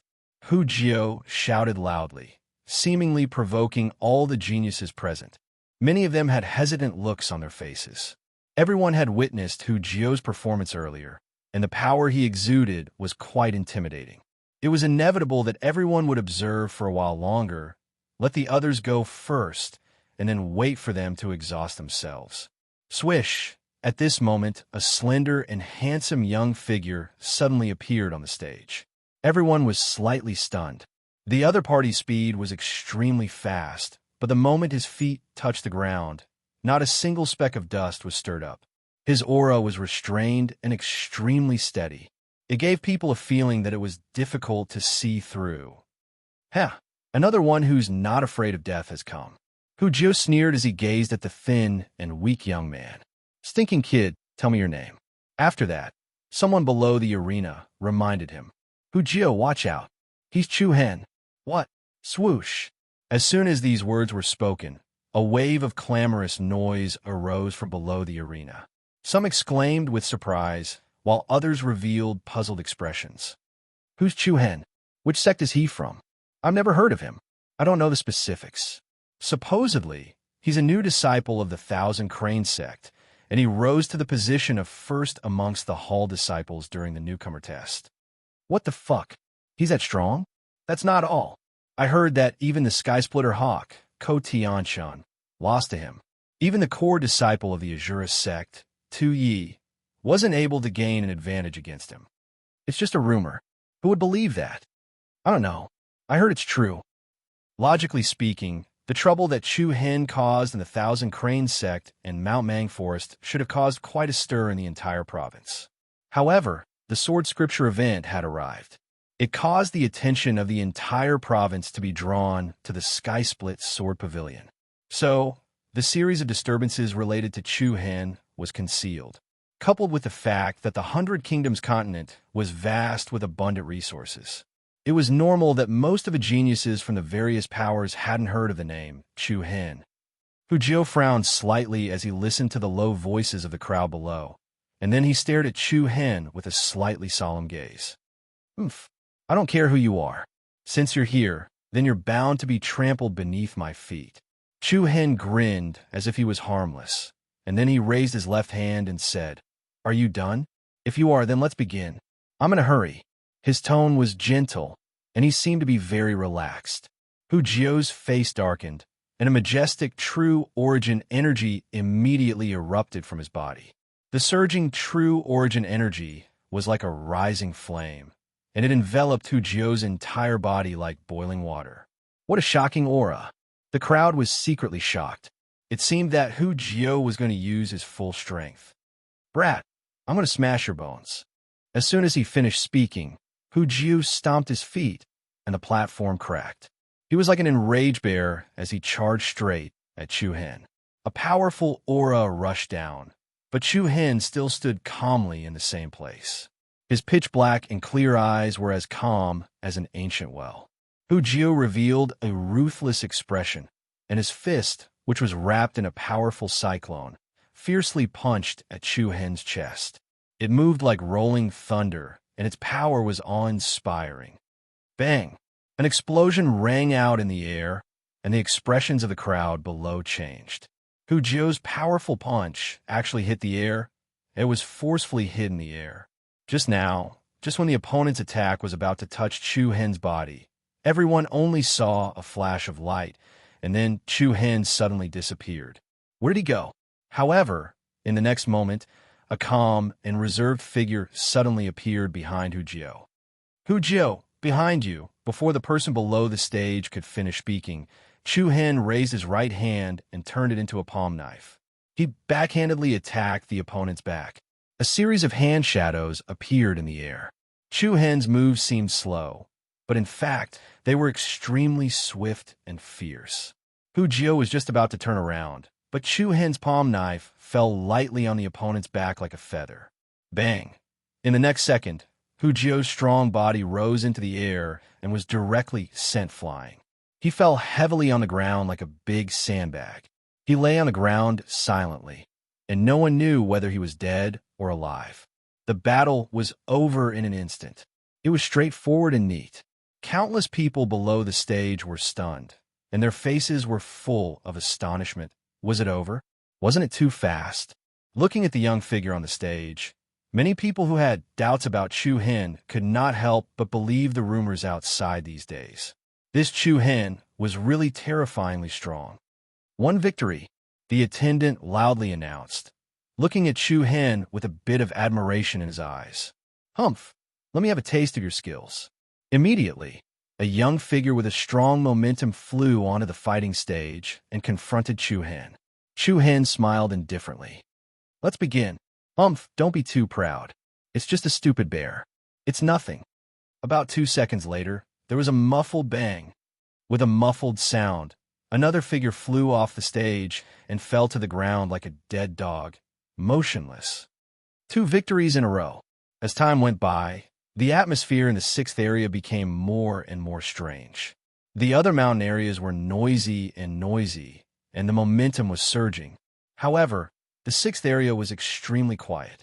It seemed that only heavy objects falling to the ground and the steward's announcement could be heard. For victories in a row, 5 victories in a row, 6 victories in a row, 9 victories in a row. When the steward's voice stopped at 9 victories in a row, the contestants in the entire area were completely numb. From the beginning to the end, the scene in front of everyone was basically repeating over and over again 9 battles in a row, and all of them were knocked off the fighting stage by Chu Hen with one move. Is this AF asterisk king hallucination? Try and slap me. Slap. Damn it. I'll let you slap yourself. The entire audience was filled with all sorts of noises. Everyone's gaze towards Chu Hen had changed. This guy was really not easy to deal with. Does anyone else want to challenge me? The steward nodded slightly and said in a slightly arrogant tone. Everyone below the stage was silent, and they didn't even think about it. Since no one dares to challenge him, then there is no need for the 10th round. I announce, wait. At this moment, a gloomy and cold voice made the atmosphere quiet down. Everyone looked in the same direction. Immediately, a young figure with an extraordinary aura slowly walked toward the fighting stage. Who is he? Everyone's eyes were focused on his palms.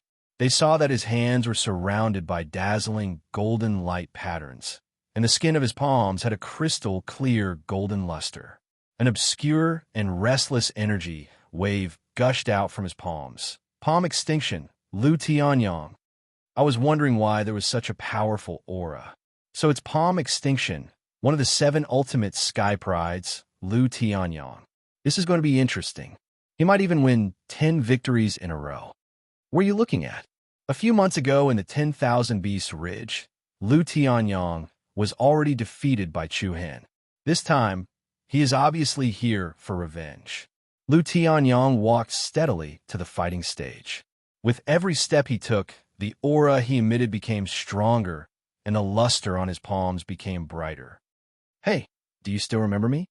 Lu Tianyong looked at Chu Hen coldly, and a cold aura surged out of his body. Chapter 503. You can make your move now. Chu Hen crossed his arms in front of him and looked at his opponent from the corner of his eyes. The frivolous smile at the corner of his mouth didn't show much emotion. It was as if Lu Tianyong wasn't any different from the previous 9 people in his eyes. However, in Lu Tianyong's eyes, it was like meeting an enemy, and his eyes were exceptionally red. He stared coldly at Chu Hen. Today I'll definitely get back what I owe you in the 10,000 Beast Ridge with interest." Chu Hen shrugged slightly and said, "Are you done? If you're done, then let's begin. I'm really in a hurry." If you still think I'm at the same level as before, then you're gravely mistaken. Today, you're destined to pay the price for your ignorance." Boom! As soon as he finished speaking, an astonishing and majestic aura was released from Lu Tianyong's body. His eyes turned cold as he flipped his hand and pushed it out, but it hit the ground.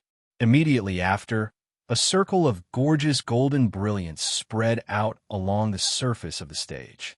Like a tide, it extended towards Chu Hen in front of him. The strange yet astonishing palm strength had even dyed the stone tiles on the stage into a dazzling golden color. Facing the golden brilliance that spread out from the ground in front of him, Chu Hen lifted his eyelids, and a piercingly cold aura surged out from his body. Bang! Like a surging tide, the surging palm strength on the platform seemed to have collided with a reef. It stopped about 2 meters in front of Chu Hen, and a surging wave of true origin burst out. In the next moment, Lu Tianyong suddenly disappeared on the spot. He swept up an unstoppable attack and charged towards Chu Hen.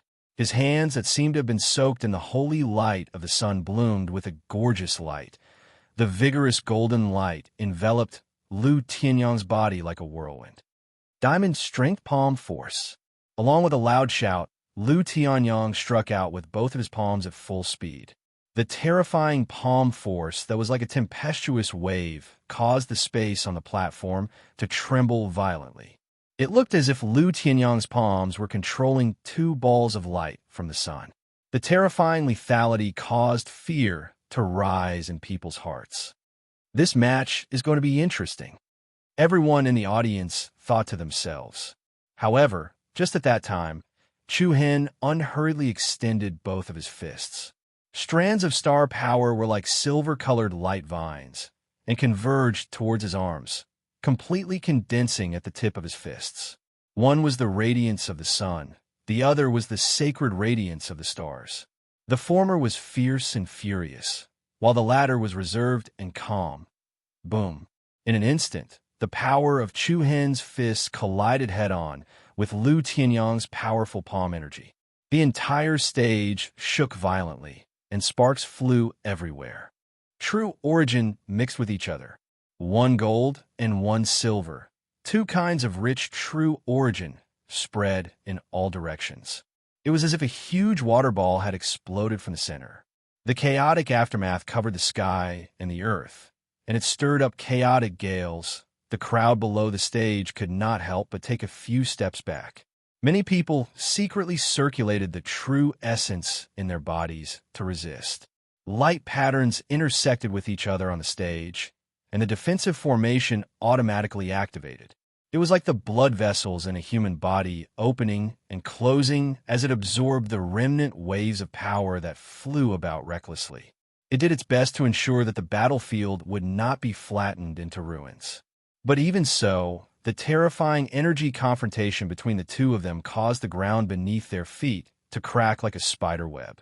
The golden palm energy and the silver fist energy formed 2 agile, swimming dragons, colliding in front of the 2. Silver light flickered and golden light bloomed. It looks even worse than before. The space between Chu Hen's brows was filled with a relaxed expression. Shortly after, his arms exerted force once again. Powerful starlight directly crushed the golden palm force that lingered between Lu Tianyong's palms.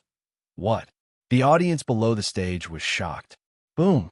The torrent of starlight fist energy poured down, and Lu Tianyong was directly sent flying. Humph! Lu Tianyong's face sank as he stabilized his figure dozens of meters in the air, looking down at Chu Hen, who was surrounded by starlight. Don't be happy too early. Buzz! Before he finished speaking, a torrential aura whistled out like a tsunami. The airflow in the heavens and earth rapidly flowed, and the spiritual energy in the entire mountain range gathered around Lu Tianyong. Along with the increasingly powerful pressure, Lu Tianyong's body emitted a golden radiance, and the wantonly surging true essence converged. In just a blink of an eye, under the astonished gazes of the audience, a domineering golden giant appeared under the sky. The golden giant looked as if it was made of copper, and its entire body was flowing with dazzling light patterns. Its imposing manner was as powerful as a divine general. It's the Vajra profound physique bloodline limit. A loud cry came from below the stage. Lu Tianyong had the Vajra profound physique. This kind of bloodline limit was extremely powerful in both offense and defense. Previously in the battle at the 10,000 Beast Ridge, Lu Tianyong had once transformed into this state to fight against Chu Hen. But in the end, he was defeated by the combination of Chu Hen's Alcade Slash and Alcade Star Flash. It had to be said that Lu Tianyong's control over the power of the bloodline limit was stronger than when he was at the 10,000 Beast Ridge. Just based on the imposing manner, there was a huge difference between before and after. Even so, it still caused Chu Hen to not have the mood to treat it cautiously. There's really no end to it. Two sharp bolts of dark lightning flashed in Chu Hen's eyes, and a fierce and manic aura was quietly released.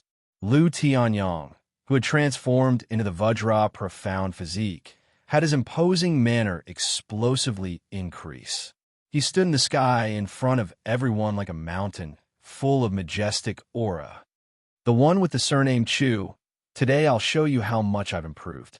Along with the rumbling sound of thunder, Lu Tianyong raised the vast and mighty palm that seemed to be made of gold and set off a terrifying pressure to suppress Chu Hen. But at the same time, Chu Hen rose from the ground and met the attack head-on with the momentum of rushing towards the sky. Sizzle. In the process of moving, concentrated black lightning quickly darted out of Chu Hen's body. Like a happy lightning snake, it interweaved into a three-dimensional net of light, completely covering Chu Hen's entire body inside. What's that? The power of dark lightning. Many people's eyes were filled with astonishment. In the next second, under the shocked gazes of everyone on the entire mountain range, Chu Hen, who was surrounded by dark lightning patterns, directly collided with the giant golden palm of Lu Tianyong's Vajra profound physique. The rather shocking scene caused everyone's eyes to widen and their hearts to surge with emotions. In front of the giant Vajra profound physique, Chu Hen seemed especially small, like a black butterfly that had crashed into the palm of a human. However, this seemingly tiny butterfly possessed the explosive power of a meteorite. Boom! The moment the two collided, it was like a meteorite flying from the heavens had crashed into the mountain range. The world darkened, and chaotic and berserk true origin wantonly exploded in the sky. Something that made everyone even more astonished happened. Chu Hen, who was surrounded by dense, dark lightning, was like a hot knife through butter. Like a flying arrow that had traveled through thousands of years, he unceasingly attacked the huge King Kong's arm. Rumble! It was earth-shattering, and thunderous booms pierced the ears. The huge arm of the Vajra body was like a statue made of stone. Under the violent impact, it was like tofu dregs that were being smashed into pieces and shattered inch by inch. What a terrifying impact! Lu Tianyong kicked an iron plate. In the blink of an eye, the giant Vajra profound arm was instantly smashed, and the chaotic explosion of true origin filled the sky and earth. Without giving the audience any chance to catch their breath, Chu Hen directly dragged a powerful afterimage in the air. His body, which was swallowing the power of dark lightning, was like a swordfish that plunged into the center of the chest of the Vajra profound body and chased after Lu Tianyong, who was hiding inside. Bang! An earth-shattering sound, like a star exploding, rang out. The Vajra profound body, suspended in the sky above the battle platform, suddenly exploded. Chapter 504. Boom! An earth-shattering explosion sounded like the collapse of a mountain. Lu Tianyang's Vajra body, which he was so proud of, shattered inch by inch, exploding into countless golden clouds. Pitch-black lightning covered the sky and covered the earth. It was as if tens of thousands of birds were crying loudly. The noisy and impassioned noise caused everyone's eardrums to buzz and their hearts to palpitate. Immediately after, a miserable figure covered in blood drifted down from the chaotic energy clouds. It's Lu Tianyang. Everyone's pupils constricted at the sight of this. Bang! Lu Tianyang heavily smashed onto the stage. Tiny black lightning patterns flowed and flickered around his body. His clothes were tattered, and his body was covered in countless wounds. His eyes dimmed as he looked at the chaotic sky. An unprecedented sense of defeat occupied his mind. Next, another swift and fierce figure flashed out from the chaotic clouds and landed steadily on the ground, not stirring up a single speck of dust. Everyone in the audience was shocked. There was not a single wound on Chu Hen's body. Even his clothes were not messed up. Even his aura was as steady as before. "This!" the crowd gasped. At this moment, no one doubted that Chu Hen's defeat of Ko Tianshan, Tu Yi, and the others were just rumors. He had won 10 consecutive battles without any pressure. In particular, the last battle was against Lu Tianyang.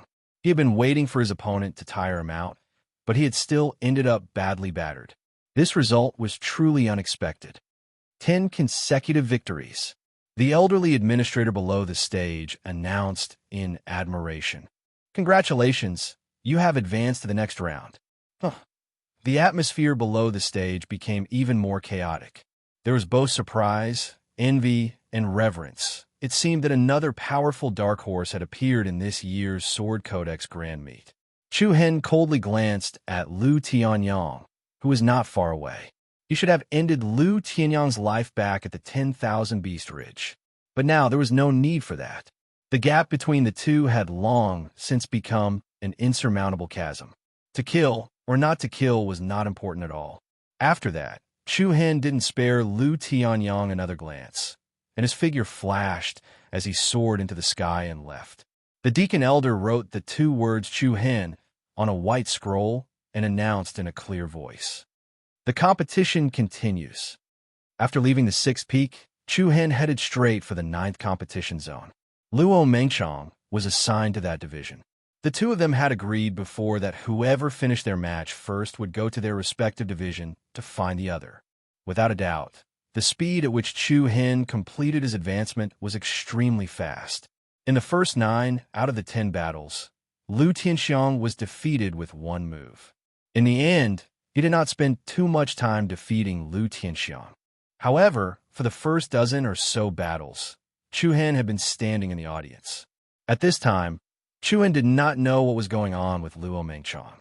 Along the way, the fierce turbulence that originated from the other mountain ranges came one after another. True essence collided, martial skills crossed, and the cheers and shouts of the crowd were endless, spreading in all directions. The noisy and lively scene rose and fell like waves, one wave after another. It showed the grandeur of the Xianzhou region competition. After about the time it took to drink a cup of tea, Chu Hen arrived at the 9th peak. Compared to the 6th competition zone, the 9th peak was wider and grander, but in terms of height, it was much shorter. The competition zone in the 9th competition zone was different from the 6th competition zone. This arena was built in the middle of 2 mountain ridges. It was not on the peak of the mountain. The cliffs on both sides were steep, and they seemed to be facing each other. In the middle, there was an iron chain that was more than 100 feet long, connecting the 2 peaks like a chain bridge. At this moment, an intense battle was unfolding in the sky. The two of them surrounded the chain bridge and continuously attacked each other. Sparks flew everywhere, and the space trembled. A series of afterimages appeared in the air, dazzling everyone's eyes. At the same time, the surroundings of the arena below were packed with people. The dense crowd was watching the intense battle in the sky with rapt attention. Cheers and cheers could be heard from time to time. Go, senior brother Sherwin Shing. End his 9-match winning streak. Mu Hongzhou will definitely win. He will definitely obtain 10 consecutive victories. Hearing the cheers of the crowd, Chu Hen was slightly startled. There was actually Sherwin Shing? No wonder the auras that erupted from both sides were so strong. It was a battle between experts. Sherwin Shing was a rather famous genius in the province. He was one of the 5 core disciples of the Thousand Crane sect, so he was naturally not weak. However, what caused Chu Hen to be surprised was that his opponent had already won 9 rounds of matches. This meant that Sherwin Shing was waiting for him to exhaust himself. Looking up, Sherwin Shing's opponent was a young man who was extremely skilled in close-range combat. He was extremely fast, and his reactions were extremely strong. He was outstanding in both offense and defense. Chu Hen nodded to himself. The 100 Nations province was filled with crouching tigers and hidden dragons. Mu Hongzhou will definitely win. Let them know that the younger generation of Taishao City is not inferior to the Thousand Crane sect. Don't be too smug. Taishao City is only a rising star. How many years has it been? He dares to compete with the Thousand Crane sect strength? I'm talking about the younger generation's geniuses. I'm not talking about their strength. It's too easy for him to defeat Sherwin Shing. Mu Hongzhou was a genius of the Mu clan of Taishao City. In recent years, the gradual rise of Taishao City had attracted the attention of all the forces in the province. Mu Hongzhou and Mu Yifeng, the 2 great geniuses, were also favored by many people, especially the latter. Mu Yifeng, who had reached the 5th rank of the void-piercing realm, was even listed as a popular candidate to compete with the Blood Young Master Shuehe, the Yuan Young Master Wu Yuan, the Yi Young Master Cui Qi, and the other top geniuses. Judging from the strength that Mu Hongzhou had displayed so far, Taishao City had most likely come prepared this year. Bang! Sherwin Shing and Mu Hongzhou collided head-on with a powerful blow. The true origin around their bodies was extremely restless. It was like a flame that had blended with a gale. Their auras that could topple mountains and overturn the seas clashed in the sky. Admit defeat. Sherwin Shing shouted coldly. Mu Hongzhou sneered disdainfully. It seems like you haven't gained any advantage. Isn't it too early for you to say something like that? You'll know whether it's early or not next. There's no need to wait for next because you won't have a chance. What? Everyone in the audience was slightly shocked. Clatter. Mu Hongzhou put his palms together, and a strange wave of energy was released from his body. In the next moment, with Sherwin Shing as the center, the void in all directions began to shake uneasily. Following that, layers of black light suddenly appeared in front of them, left and right, up and down. The 6 layers of black light intersected with each other, and the edges fused seamlessly. In the blink of an eye, a transparent black cube that was more than 10 meters wide trapped Sherwin Shing within. You think this thing can trap me? You're too naive. Sherwin Shing shouted coldly, and set off a wave of true origin power that was like a surging wave to attack the black cube. Bang! As the attack landed, it was accompanied by a muffled sound. The surface of the cube rippled like water, and circles of ripples appeared. Following that, the second impact came again, and countless long and narrow lines had already appeared on the 6 levels. Although the cube was not weak, it seemed like it would be difficult to trap Sherwin Shing. Seeing that the cube was about to be broken, Mu Hongzhou's face did not show the slightest hint of panic. His hands continued to perform a series of complicated hand seals. The energy that originated from his body became more and more powerful and restless. Break! Sherwin Shing shouted. The third attack came out in full force. The surging true origin was like a flood that broke through a dam, and like a ferocious beast breaking out of its cage, it exploded the cube. However, at the same time, Mu Hongzhou's last hand seal was completed. Heavenly punishment, sealing technique. Sealing technique, boom. As the voice quietly fell, a fierce wind suddenly rose in the sky. A black beam of light shot down like a divine punishment from the heavens and hit the body of Sherwin Shing without any warning. Chapter 505. Heavenly Punishment, Sealing Technique. Mu Hongzhou roared, and his aura surged in all directions. Boom! In the next instant, a black pillar of light descended from the sky without any warning. It was as if the heavens were sending down divine punishment, and it was so powerful that it concentrated on Sherwin Shing. What? The appearance of this scene instantly caused all the spectators to be dumbfounded, and their faces were filled with shock. Sherwin Shing's expression changed drastically, and his eyes were filled with panic. Sherwin Shing did not suffer any obvious injuries after being struck by the black pillar of light, but the powerful aura he exuded was quickly withdrawn. The true origin power in his body dissipated uncontrollably, and it was all suppressed by the seal. "Ha! Senior Brother Sure. Thank you for letting me win." Mu Hongzhou smiled complacently. He flashed in front of Sherwin Shing like a ghost, raised his hand, and slammed it on his chest. Bam! A ball of scattered true origin power rippled in the sky.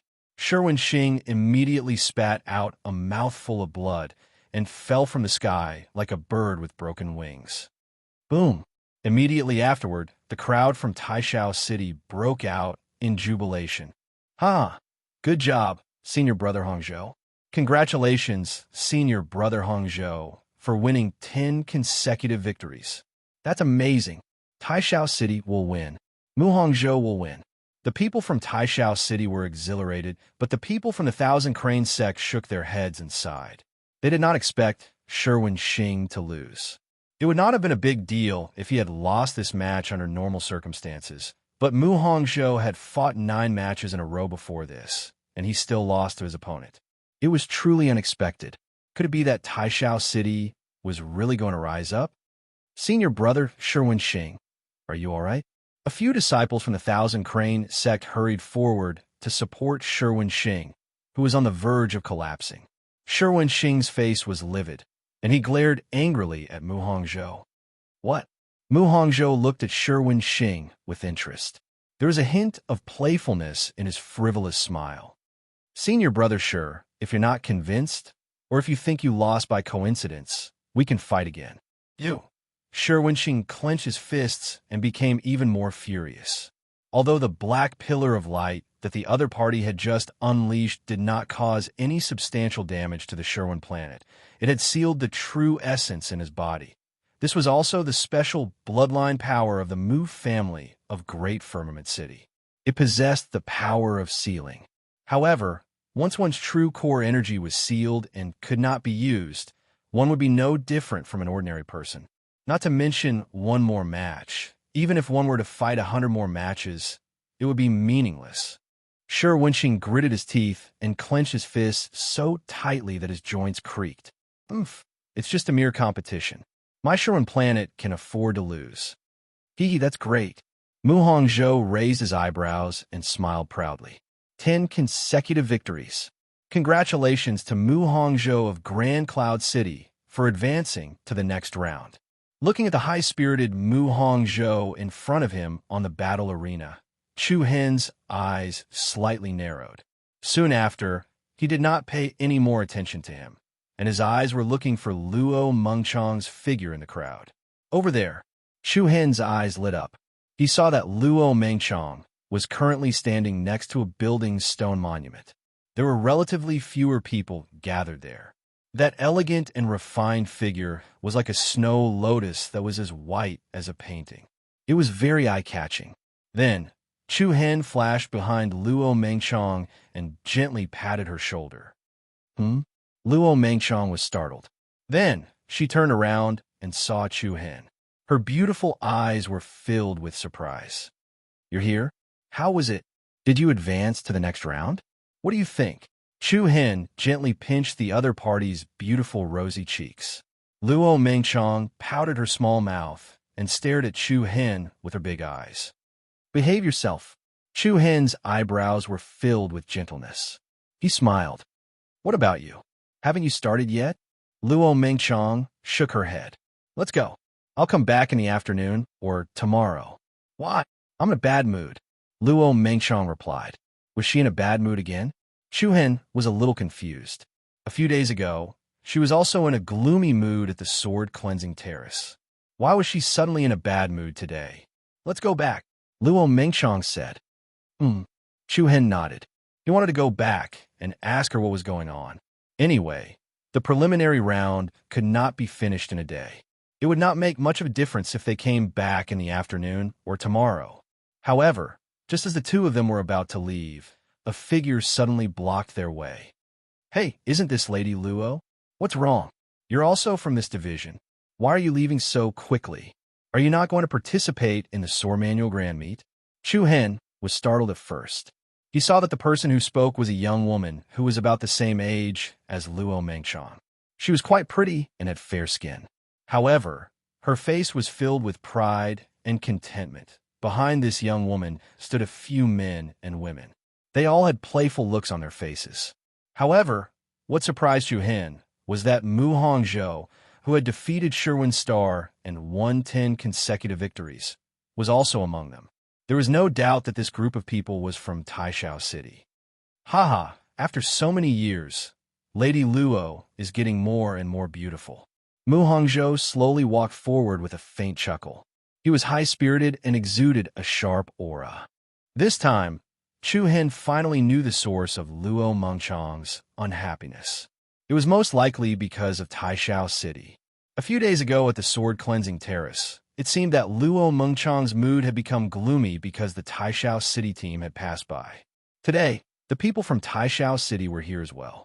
However, what puzzled Chu Hen was what kind of grudge existed between the two sides. What's the matter? Luo Mengchong glanced at them indifferently.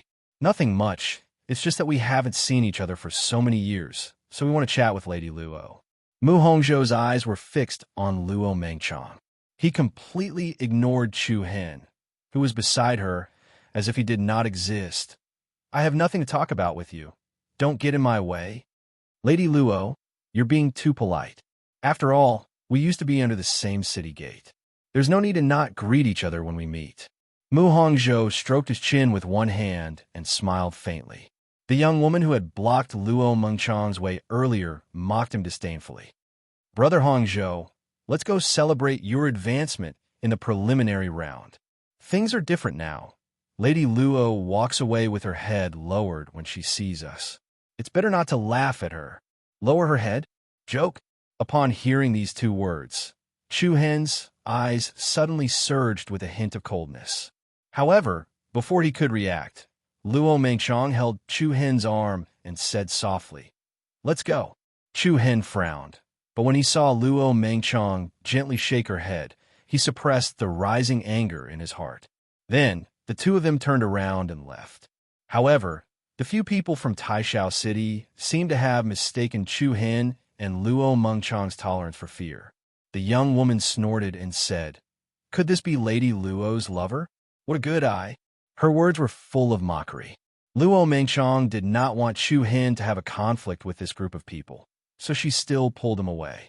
However, at this moment, Mu Hongzhou said frivolously, "Luo Mengchong, if the Luo clan still wants to return to Taishao City, it's not impossible. If you're willing to stay with me alone for a few days, I can go and plead with the city lord." Buzz! Before Mu Hongzhou could finish his words, an extremely chilly aura suddenly rushed over. Chu Hen's footsteps suddenly came to a halt. Turning around, a pair of ice-cold pupils flickered with an obscure, bewitching purple glow. Formless waves of air caused the air current to tremble for a moment. His sword-like gaze directly landed on Mu Hongzhou's body. Chapter 506. If you have the guts, then repeat what you just said. A voice that was as cold as an icicle was spat out from Chu Hen's mouth. However, in comparison, the other party's gaze was even more piercing than his words.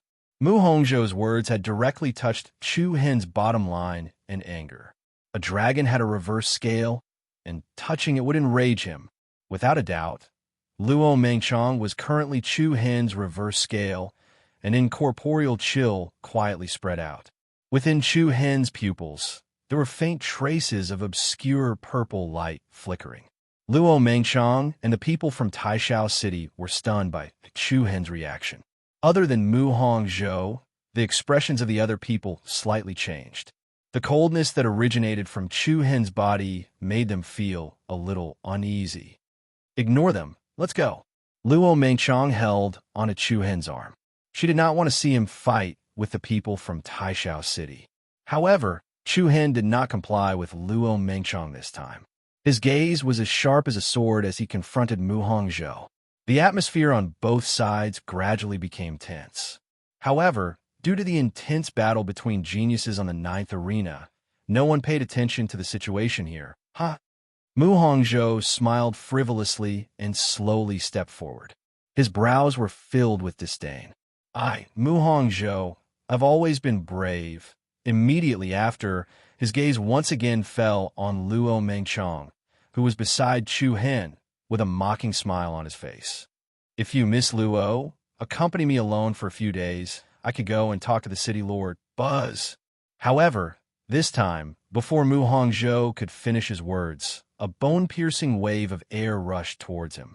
2 rays of cold light flashed out from Chu Hen's eyes. The air trembled slightly, and Chu Hen instantly disappeared from where he was. He charged towards Mu Hongzhou like a ghost. You came at the right time. Mu Hongzhou sneered. Who do you think you are? Not every Tom, Dick, or Harry is qualified to attack me. Hiss. Along with the sound of air being torn apart, Mu Hongzhou's hands turned into tiger claws and attacked Chu Hen's throat and Dantian Sea of Qi. His moves were sharp and vicious. It was as if he wanted to cripple Chu Hen on the spot. Surging true yuan power quickly filled the air and surged out. Mu Hongzhou's power was like a tsunami, instantly suppressing Chu Hen. Not far away, the group of people from Taishao City all smiled contemptuously. In their opinion, Chu Hen was simply courting death. He overestimated himself just to show off in front of a woman. This kind of behavior was really stupid. Mu Hongzhou's attack was extremely swift and violent. He attacked Chu Hen from an extremely precise angle. A sinister smile appeared on his face. However, when the distance between the two of them was less than 10 centimeters, Mu Hongzhou's mind suddenly trembled. His slightly contracted pupils reflected a pair of demonic purple eyes. Buzz. The next moment, Mu Hongzhou's visual space distorted strangely. Endless darkness engulfed everything around him. Everyone in this world disappeared, leaving only him and Chu Hen. What was even more bizarre was that Chu Hen, who had just rushed in front of him, was now hundreds of meters away. A pair of cold purple eyes floated in the air behind Chu Hen. It was as if the eyes of an ancient demon god were overlooking the heavens and was about to pass judgment on Mu Hongzhou. It's an illusion. Mu Hongzhou's heart skipped a beat. He quickly released even more vigorous true yuan power. A wave of turbulent power erupted. Illusion dispel. Dispel. The darkness receded, and the familiar environment reappeared in front of him. But immediately after, the young woman from Taishao City exclaimed, "Senior Brother Hongzhou, watch out." What? That too slow. A genius with 10 consecutive victories. Chu Hen's sarcastic laughter rang in Mu Hongzhou's ears. Mu Hongzhou was shocked. Looking at Chu Hen, who had already arrived in front of him, he quickly retreated without thinking. But how could Chu Hen give his opponent the chance to do so? His right fist, which was surrounded by a thick black aura, punched out at full speed. Streams of rapidly rotating true yuan whirlpools quickly gathered on his arm. The air trembled with waves of air waves. Bang! A heavy muffled sound rang out, and a scattered mass of black aura exploded. Chu Hen's fist, which had the strength of 10,000 kilograms, landed solidly on Mu Hongzhou's lower abdomen. The terrifying impact of the hidden force instantly smashed the opponent's true yuan defense and went straight to his internal organs. Intense pain spread. Mu Hongzhou, who had been hit in the abdomen, felt as if his pupils were about to split. His face suddenly turned pale, and his whole body bent down. And then, at the moment when Mu Hongzhou bent down, Chu Hen lifted his knee at an extremely fast speed and directly hit Mu Hongzhou's face. Boom! The incomparably fierce impact was exceptionally fierce. Mu Hongzhou's whole body trembled violently. His whole head felt as if it was about to split open. His bent body lifted up again. Scarlet blood, along with broken teeth, gushed out from his mouth and nose. His whole body was lifted off the ground and floated in the air. Ruthless. Absolutely ruthless. Chu Hen's attack was completely ruthless without any regard for the consequences. Luo Mengchong, who was in the rear area, was so shocked that her small mouth opened slightly and her beautiful eyes widened. On the other hand, the faces of the people from Taishao City all changed dramatically. Big Brother Hongzhou, the young woman who had been so proud of herself earlier, screamed in alarm.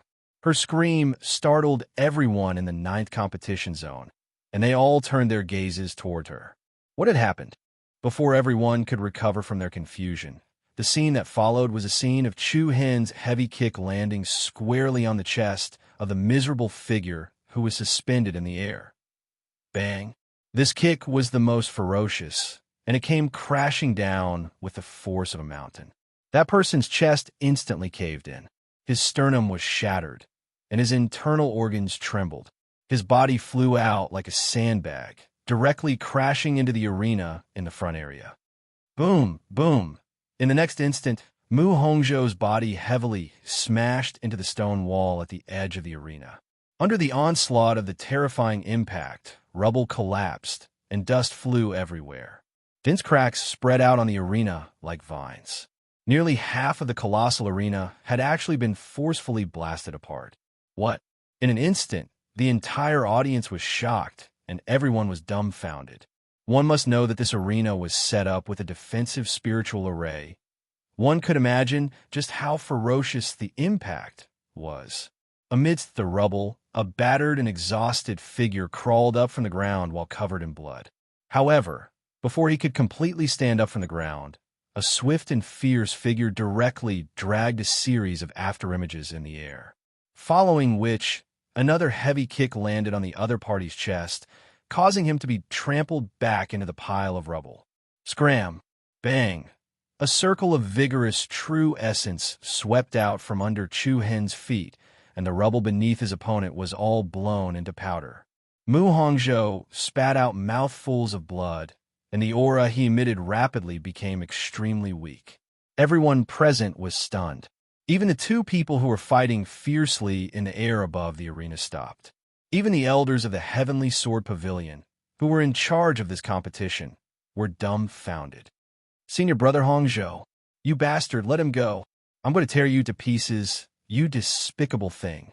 The people of Taishao City were all enraged, and each of them unleashed their powerful auras and charged towards Chu Hen. However, just at this moment, a strange and evil aura of slaughter exploded from Chu Hen's body. Within his pupils, a strand of blood-red light faintly flashed. His extremely agitated blood was surging with uncontrollable murderous intent. Facing the people of Taishao City who were charging towards him, Chu Hen suddenly turned his head, and a pair of cold eyes flashed with a demonic purple light. In the depths of his eyes, for black dots shook violently, and a powerful wave of air spread out. An endless destructive aura surged towards the people of Taishao City. You're courting death. Chapter 507. When they saw Chu Hen stomp Mu Hongzhou into a pile of rubble, everyone from Taishao City was shocked and furious, and they charged at Chu Hen without saying a word.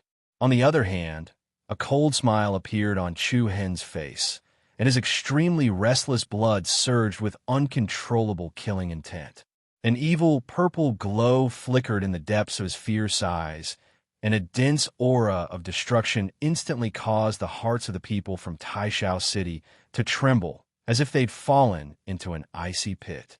As soon as they met Chu Hen's gaze, it was like they'd received the signal of death. 4-star demonic pupils, solitary demonic flames. In an instant, an icy and ghastly aura spread in all directions, and the space around the people from Taishao City suddenly warped. Chu Hen, don't. Right at this moment, Luo Mengshang's anxious voice sounded out. This anxious and concerned shout was like the Sanskrit voice that floated past the mountains and rivers, the mountains and seas of people chanting. It poured into Chu Hen's mind and tugged on his heartstrings after that. The ruthless killing intent within Chu Hen's body swiftly melted away. At the same time, the power of the four-star demonic pupils stopped circulating, and the demonic purple glow swiftly vanished before returning to its normal black color. The powerful pressure that enveloped the geniuses from Taishao City also dispersed. However, the extremely realistic aura of death still lingered in their hearts, and all of them turned pale with fright. One or two of them even trembled involuntarily. The entire arena was deathly silent. The atmosphere in the entire ninth competition area seemed to have frozen. Even until now, no one was able to react to exactly what had happened. Everyone's gazes converged on the miserable figure that was covered in blood under Chu Hen's feet. That's Mu Hongzhou? Pretty similar. All the participating geniuses and the spectators were stunned. Mu Hongzhou had clearly defeated the core disciple of the Thousand Crane sect on Sherwin Planet in around 10 minutes, obtained 10 consecutive victories, and obtained the first spot to advance from the ninth competition area. However, in the blink of an eye, he was stepped on like a dead dog. Falling from the peak to the bottom of the valley, wasn't this change a little too fast? Was there anything more unlucky than this? The reversal of the plot puzzled everyone present. Cough, cough. Mu Hongzhou seemed to be on the verge of death as he coughed up blood. His eyes were filled with fear as he looked at Chu Hen. Even though the killing intent in Chu Hen's heart had mostly dissipated, his right foot was still stepping on his opponent's chest. He coldly looked down at Mu Hongzhou, who was under his feet, and his tone was full of sarcasm. You don't even have the qualifications to carry my woman's shoes. If I were to be assigned to this division, it would be hard for you to win. If I were in this division, it would be hard for you to win. A piercingly cold, domineering aura burst forth from Chu Hen's body, directly crushing everyone present. The hearts of everyone present trembled slightly. They were shocked by Chu Hen's imposing manner. Mu Hongzhou felt as if he had been slapped in the face. Whether it was physically or mentally, he was instantly greeted with an unprecedented sense of defeat. As for the people from Taishao City, they didn't even dare to say a word. Especially the young girl who had previously made fun of Luo Mengchong. She was as docile as a kitten. What's going on? How many of you? The managing elder of the Heavenly Sword Pavilion, who was in charge of this competition, finally reacted. He immediately stepped forward and scolded in a low voice. Don't you know that disrupting the order of the competition will result in disqualification? Are you treating the Heavenly Sword Pavilion as a market? Luo Mengchong hurriedly ran to Chu Hen's side and apologized to the managing elder and the others. I'm sorry, elders. It's all a misunderstanding. It has nothing to do with Chu Hen. Misunderstanding? Everyone's eyes twitched slightly. A misunderstanding, and yet they still beat someone to death? Nothing to do with Chu Hen? Even the arena had been demolished. How could it be that it had nothing to do with him? Could it be that Mu Hongzhou had crashed into the arena himself and then deliberately laid down at Chu Hen's feet? The managing elder's face darkened slightly, and he looked depressed. But he recognized Chu Hen and Luo Mengchong. After all, the two of them had been here for more than a month. Moreover, they were honored guests brought by Mu Feng. He still had to give face to the young master. But under the watchful eyes of so many people, it was not very appropriate to pretend that nothing had happened. However, an elder was an elder after all. To be able to hold such a position, he was actually not an ordinary person. He pretended to stare at Chu Hen with dissatisfaction and said, "Are you from this competition zone?" Chu Hen's eyes narrowed slightly. He first moved his feet away from Mu Hongzhou's body. His tone softened a little, and he said, "Competition zone number 6. What are you doing here in the 6th competition zone?" "Watching the show. My competition over there has already ended, so I came over to take a look. I did not expect to have some misunderstanding with these people from Taishao City. I unintentionally interrupted the competition. Please forgive me, elder." From the elder's eyes, Chu Hen could see that the other party did not seem to have any intention of making things difficult for him. So, he simply went along with it. The elder's heart lit up, and he thought to himself, "Good lad, you're smart. Ahem." Then, he coughed twice and put on a serious look. "Humph, since you're not a contestant from this competition zone, it's not appropriate for me to make a judgment on you. When the preliminaries are over, I will report this matter to the person in charge of the 6th competition zone. As for whether they will disqualify you for the competition later on, you better pray for your own good." As soon as he finished speaking, the people from Taishao City all showed dissatisfaction on their faces. Anyone could see that although the elder said that he would report to the 6th competition zone after the competition, there was an 80 to 90% chance that there would be no follow-up to this matter. In other words, Mu Hongzhou had suffered a vicious beating from Chu Hen today for nothing. "Elder," one of the Taishao City's disciples could not help but step forward and say. However, before he could finish his words, the elder spoke first. "As for all of you, you're all contestants from the 9 competition zone. According to the rules, all of you will be disqualified for publicly disrupting the order of the competition." F***CK. It can't be. The moment the people from Taishao City heard this, they immediately had the urge to curse their ancestors. Chu Hen, the perpetrator, was fine, but they, the victims, had to bear the responsibility. Was there any King justice in this world? Mu Hongzhou, in particular, was so angry that he spat out a mouthful of blood and almost fainted. However, in the eyes of the crowd, Mu Hongzhou would not be able to participate in the final battle with his current condition. However, the managing elder raised his eyebrows and continued to say, "Seeing that it's not easy for all of you to participate in the sword cannon grand meet, I'll give all of you a serious warning and punishment today. If anyone dares to cause trouble again, don't blame me for being merciless." The managing elder's incorruptible and impartial expression rendered everyone speechless. How fair, just, and open. However, since the other party had already put it this way, Taishao City could only swallow the anger and grievance in their stomachs. Chu Hen could not help but laugh inwardly. Then, he cupped his fists together and said, "Thank you for your understanding, elder. I'll take my leave first. Go. Don't come to our competition zone anymore." The elder waved his hand and cursed in a low voice. "We've only fought a few rounds of the competition, and you've already destroyed my arena. Who did you offend?" So many trivial matters. Chu Hen and Luo Mengshang looked at each other and suppressed their laughter. Then, they turned around and left. As soon as the two of them left, the people from Taishao City quickly went forward to help Mu Hongzhou up from the pile of rubble. "Senior brother Hongzhou, how are you feeling?" One had to admit that Chu Hen was really ruthless. In just 4 moves, he had beaten his opponent so badly that he could not even stand up. His sternum was broken, and his internal organs were all injured. The surrounding people gasped inwardly. Mu Hongzhou was really unlucky. Of all the people he could have offended, he had to offend Chu Hen. With such serious injuries, he could forget about the rest of the competition. He had finally obtained 10 consecutive victories, but it was still useless in the end. And quite a few young girls sitting there secretly envied Luo Mengshang.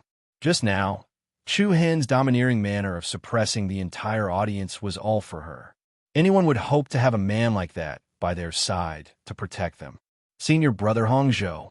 The young girl who had started the fight earlier looked at Mu Hongzhou's blood-stained face with a terrified expression. Mu Hongzhou gnashed his teeth and said in a low voice, Take me to Mu Yifeng. I won't let him off." On the other side, the geniuses from the Thousand Cranes sect all had different expressions.